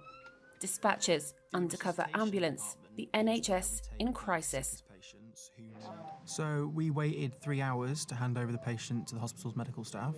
In that time, there were tons of general broadcasts for critical Cat 1s going out. That's patients at imminent risk of dying.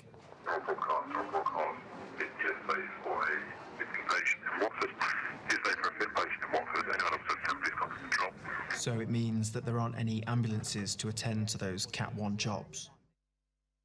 In March 2022, police cleared hundreds of people from an anti-lockdown occupation and protest around New Zealand's parliament. Boiling point. Me and Jimmy ran around to Molesworth Street to see what was happening at that line. And by the time we got there, there were people on the street with tears streaming down their face from the pepper spray. Yeah. They had all gathered around the Court of Appeal, and that front line of officers had started to move down Molesworth Street where it had been heavily populated. East Africa is experiencing its worst drought in decades. Resources are dwindling, and competition for them is increasing. Kenya, fighting for water. The search for water is a full-time job and can be a deadly one. Karibu wanashinda hata wiki mbili. Ile saa ile kwanza wakati kwanza amechimba ile nyingine wamekosa maji.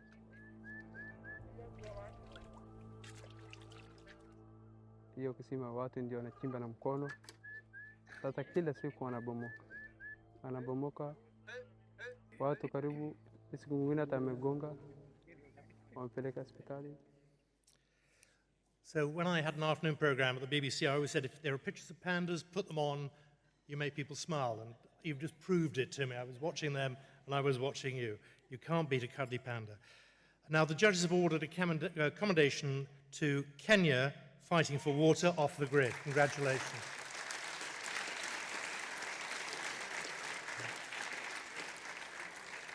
And the winner for compelling storytelling and artistic style that is engaging and visually captivating, Saudi Arabia wields cinema as a tool of soft power.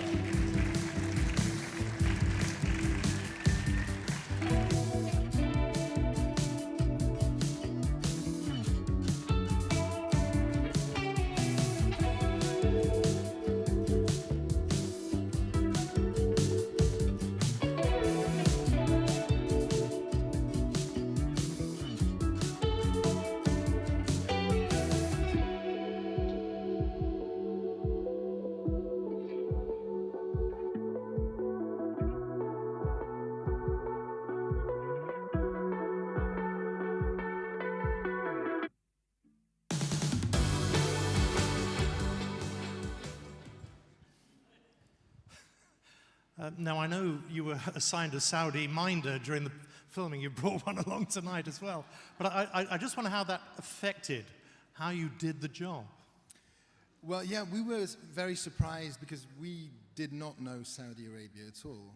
And we had booked a car, we had prepared for everything. And at the airport, someone was here to greet us. And obviously, he drove us around. It was very surprising, very unsettling. And you can see in the film that he interrupted an interview, which was something we're not used to, obviously. But other than that, I mean, it was yeah. It's difficult for me to ask you to comment on it, but I'm going to. Is that an approach that you think benefits in the long run? The often good stories that need telling, as well as the other stories? What's an approach that needs? The approach of watching you, you're never allowed to get on and do your own job. Someone's always watching you. I don't think that's a very good thing for journalists to... No, but what about for Saudi? What would the message be? To the Saudis, I mean, what we really wanted to show in this story is that what's going on there is good news for people there. We didn't want to be, you know, to put the blame on arbitrarily. You know, we didn't want to show the country as a black hole for human rights, and not only that, but we wanted to share the story of how good things are happening. And what reaction have you had? I was very surprised, to be honest, because I got on the plane and thought, I'm going to this black hole of information. Am I going to come out of it? And actually, people were very welcoming, very... Obviously, we did point out the human rights abuses that are happening in the country, and human rights situation is worsening in Saudi Arabia.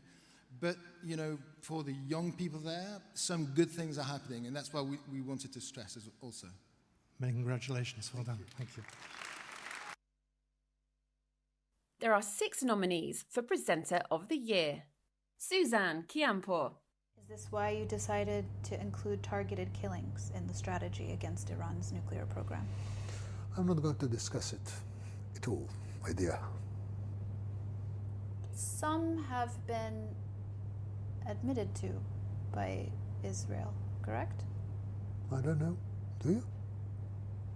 Yeah? I'm not going to admit anything. Come on. Nosy Bella, Cam Garner, Mayoraba. Today, we are talking about mental health. The South African Depression and Anxiety Group reported that there are 23 known cases in South Africa daily of suicide. And for every one person that commits suicide, there are about 10 attempts. Pia Archangel. Can you explain to us what it means when you say neurodivergent? Because parang I think maybe like older generations parang they're not really aware of the term or the word neurodivergent. Parang dati 'di ba parang iba pa yung mga terms na ginagamit, parang they would use terms like special needs. Is that still a term that's generally used or acceptable? Alva Ray. Tony Blair flopped onto a plane, exhausted, days late for his next engagement, a summit with the Spanish Prime Minister. En route, he took a phone call from the Queen, congratulating him. Bertie Ahern arrived back into Dublin to TV cameras and crowds of people cheering. Nikki Wolf. There is no actual historical evidence for the Battle of Jericho. It's a story, but one that sticks in the mind because it's such a potent evocation of that duality. Of sound as a weapon. Kim Hill. Fatboy Slim, aka Norman Cook, is the English DJ who helped popularize the big beat genre in the 1990s. Fatboy Slim, right here, right now. Are you going to come? I'd like to. Excellent. I'm 'Cause very I'm old. What's the oldest person that you've ever had in your audience? So 6 contenders for the Radio and Audio Presenter of the Year accolade, and each, as you can hear, very different in style and personality. The judges listened carefully to each of the submissions and decided that the winner this year for a voice that is interesting, intense, hypnotic, yet easy to listen to is Nikki Wolf.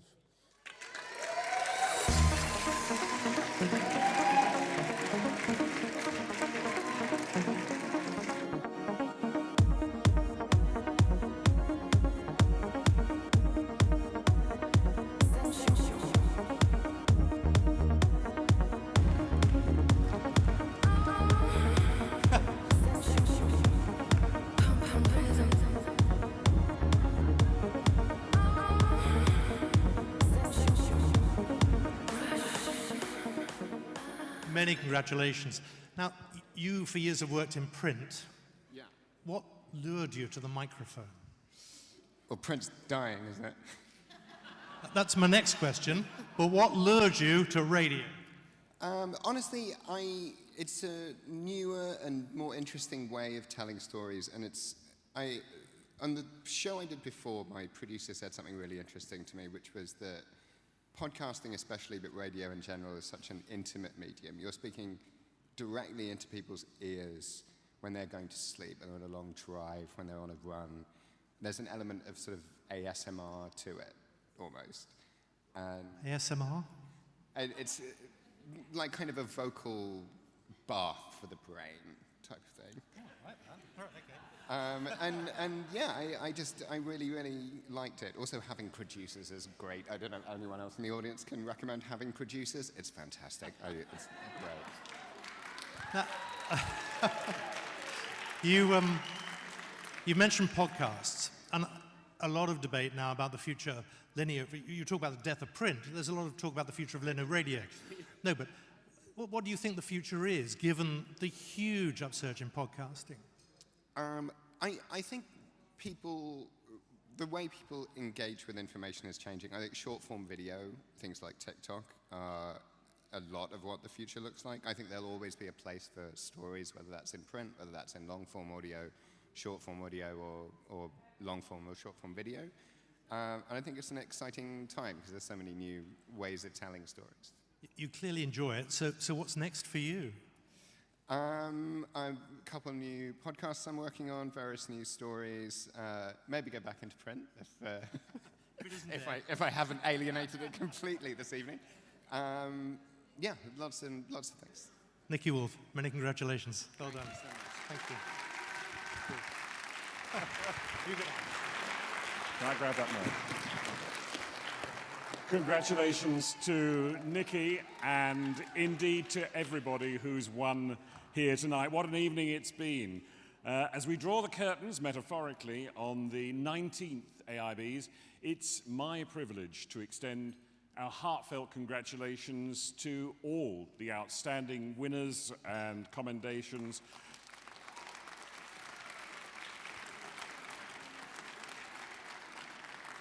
You've contributed to the pinnacle of excellence in journalism and factual productions. It's your dedication to truth, storytelling, and the pursuit of knowledge. It's remarkable and commendable, and I really think you set the standard for the whole industry.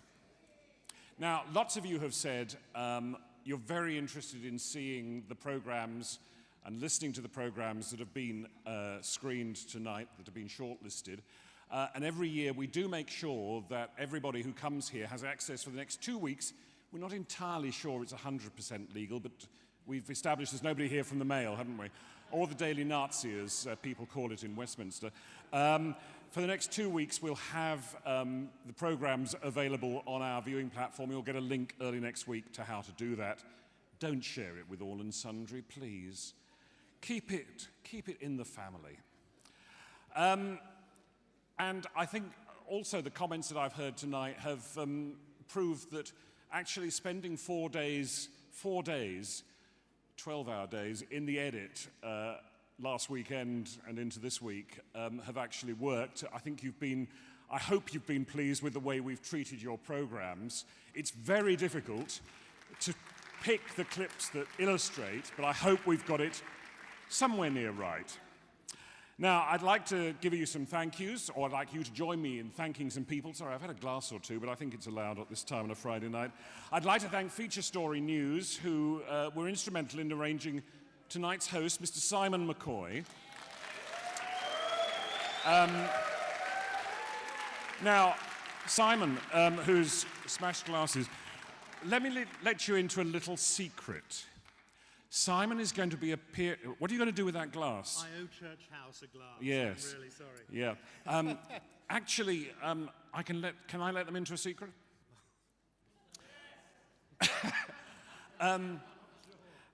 Simon is going to be appearing on a small screen near you in the not too distant future. Have you heard of Celebrity Hunted? Interestingly,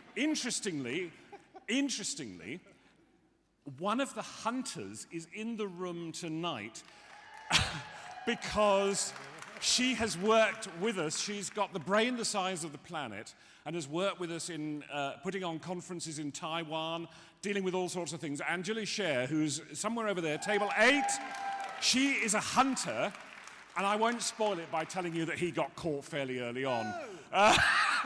Again, don't tell the Daily Fail, please.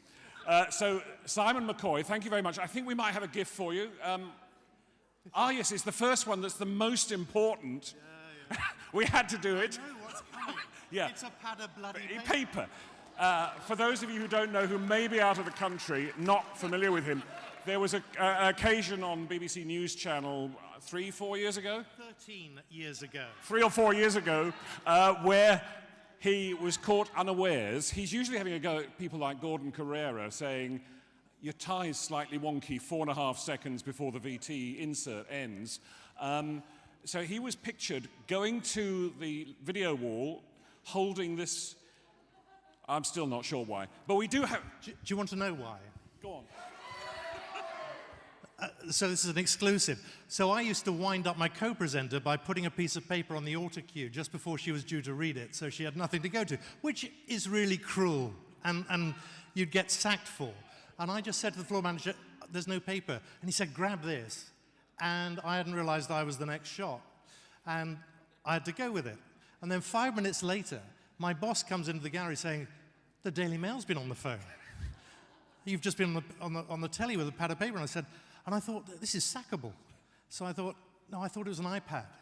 And he believed it. The Daily Mail didn't believe it, but we sort of got through it. But thank you. Thank you very much. There you are. You heard it here first, and last, probably. It sounds a bit like my driving test, but we won't go into that now. That was about 100 years ago. Well, we do have something proper for you. Yes, Claire is going to bring you something slightly more useful. So thank you, Simon. You've done us proud. And I'd also like to acknowledge the invaluable support of our event partner, Radio Taiwan International, who've played a significant role in making the AIBs 2023 a resounding success in this, their 95th anniversary year. Thank you, RTI. And RTI is an active member of the AIB and helps enrich our work in many areas. Thank you, and congratulations again on your anniversary. It's partnerships like this that allow us to showcase your work and celebrate the incredible productions that you're putting together for audiences around the world. Now, I must give a special word of thanks to Claire, who produces this competition from its launch in April through until this evening and beyond. Come up on stage, Claire. For goodness sake, stop hiding your light under a bushel. Now, This time last year, those of you who were here may remember that she was Miss Dance. But a few weeks ago, she became, where's the graphic? Thank you. She became Mrs. Fuller. That went better in rehearsal. Congratulations to Claire and to Mark. Now, last but certainly not least, I'd like to thank the entire team that's worked tirelessly to stage the AIBs. There's our incredible live director. He's incredibly capable, it says here, actually. I can't read anymore. Neil Stay. It's amazing what you can do in post. There's our incredibly capable live director, Neil Stainsby. He's been masterminding the entire show up in the gallery. And he's been alongside the technical team from Church House and his PA, Bev. No relation, apparently. Anyway, in closing, I want us all to be inspired by the incredible work of our winners and shortlisted entries, and for us to be reminded that this is a crucial and important role that journalism and factual productions play in our society worldwide. Meanwhile, we can't wait to see you at the 20th AIBs. That's next year, apparently, in 2024. So I want to wish you, thank you for coming, farewell for this year. Do stay around for a bit more networking. We've got the Assembly Hall for another, we've come out on time. We're at 1 hour, 4 minutes till 23:30. So enjoy yourselves. Thank you very much and good night.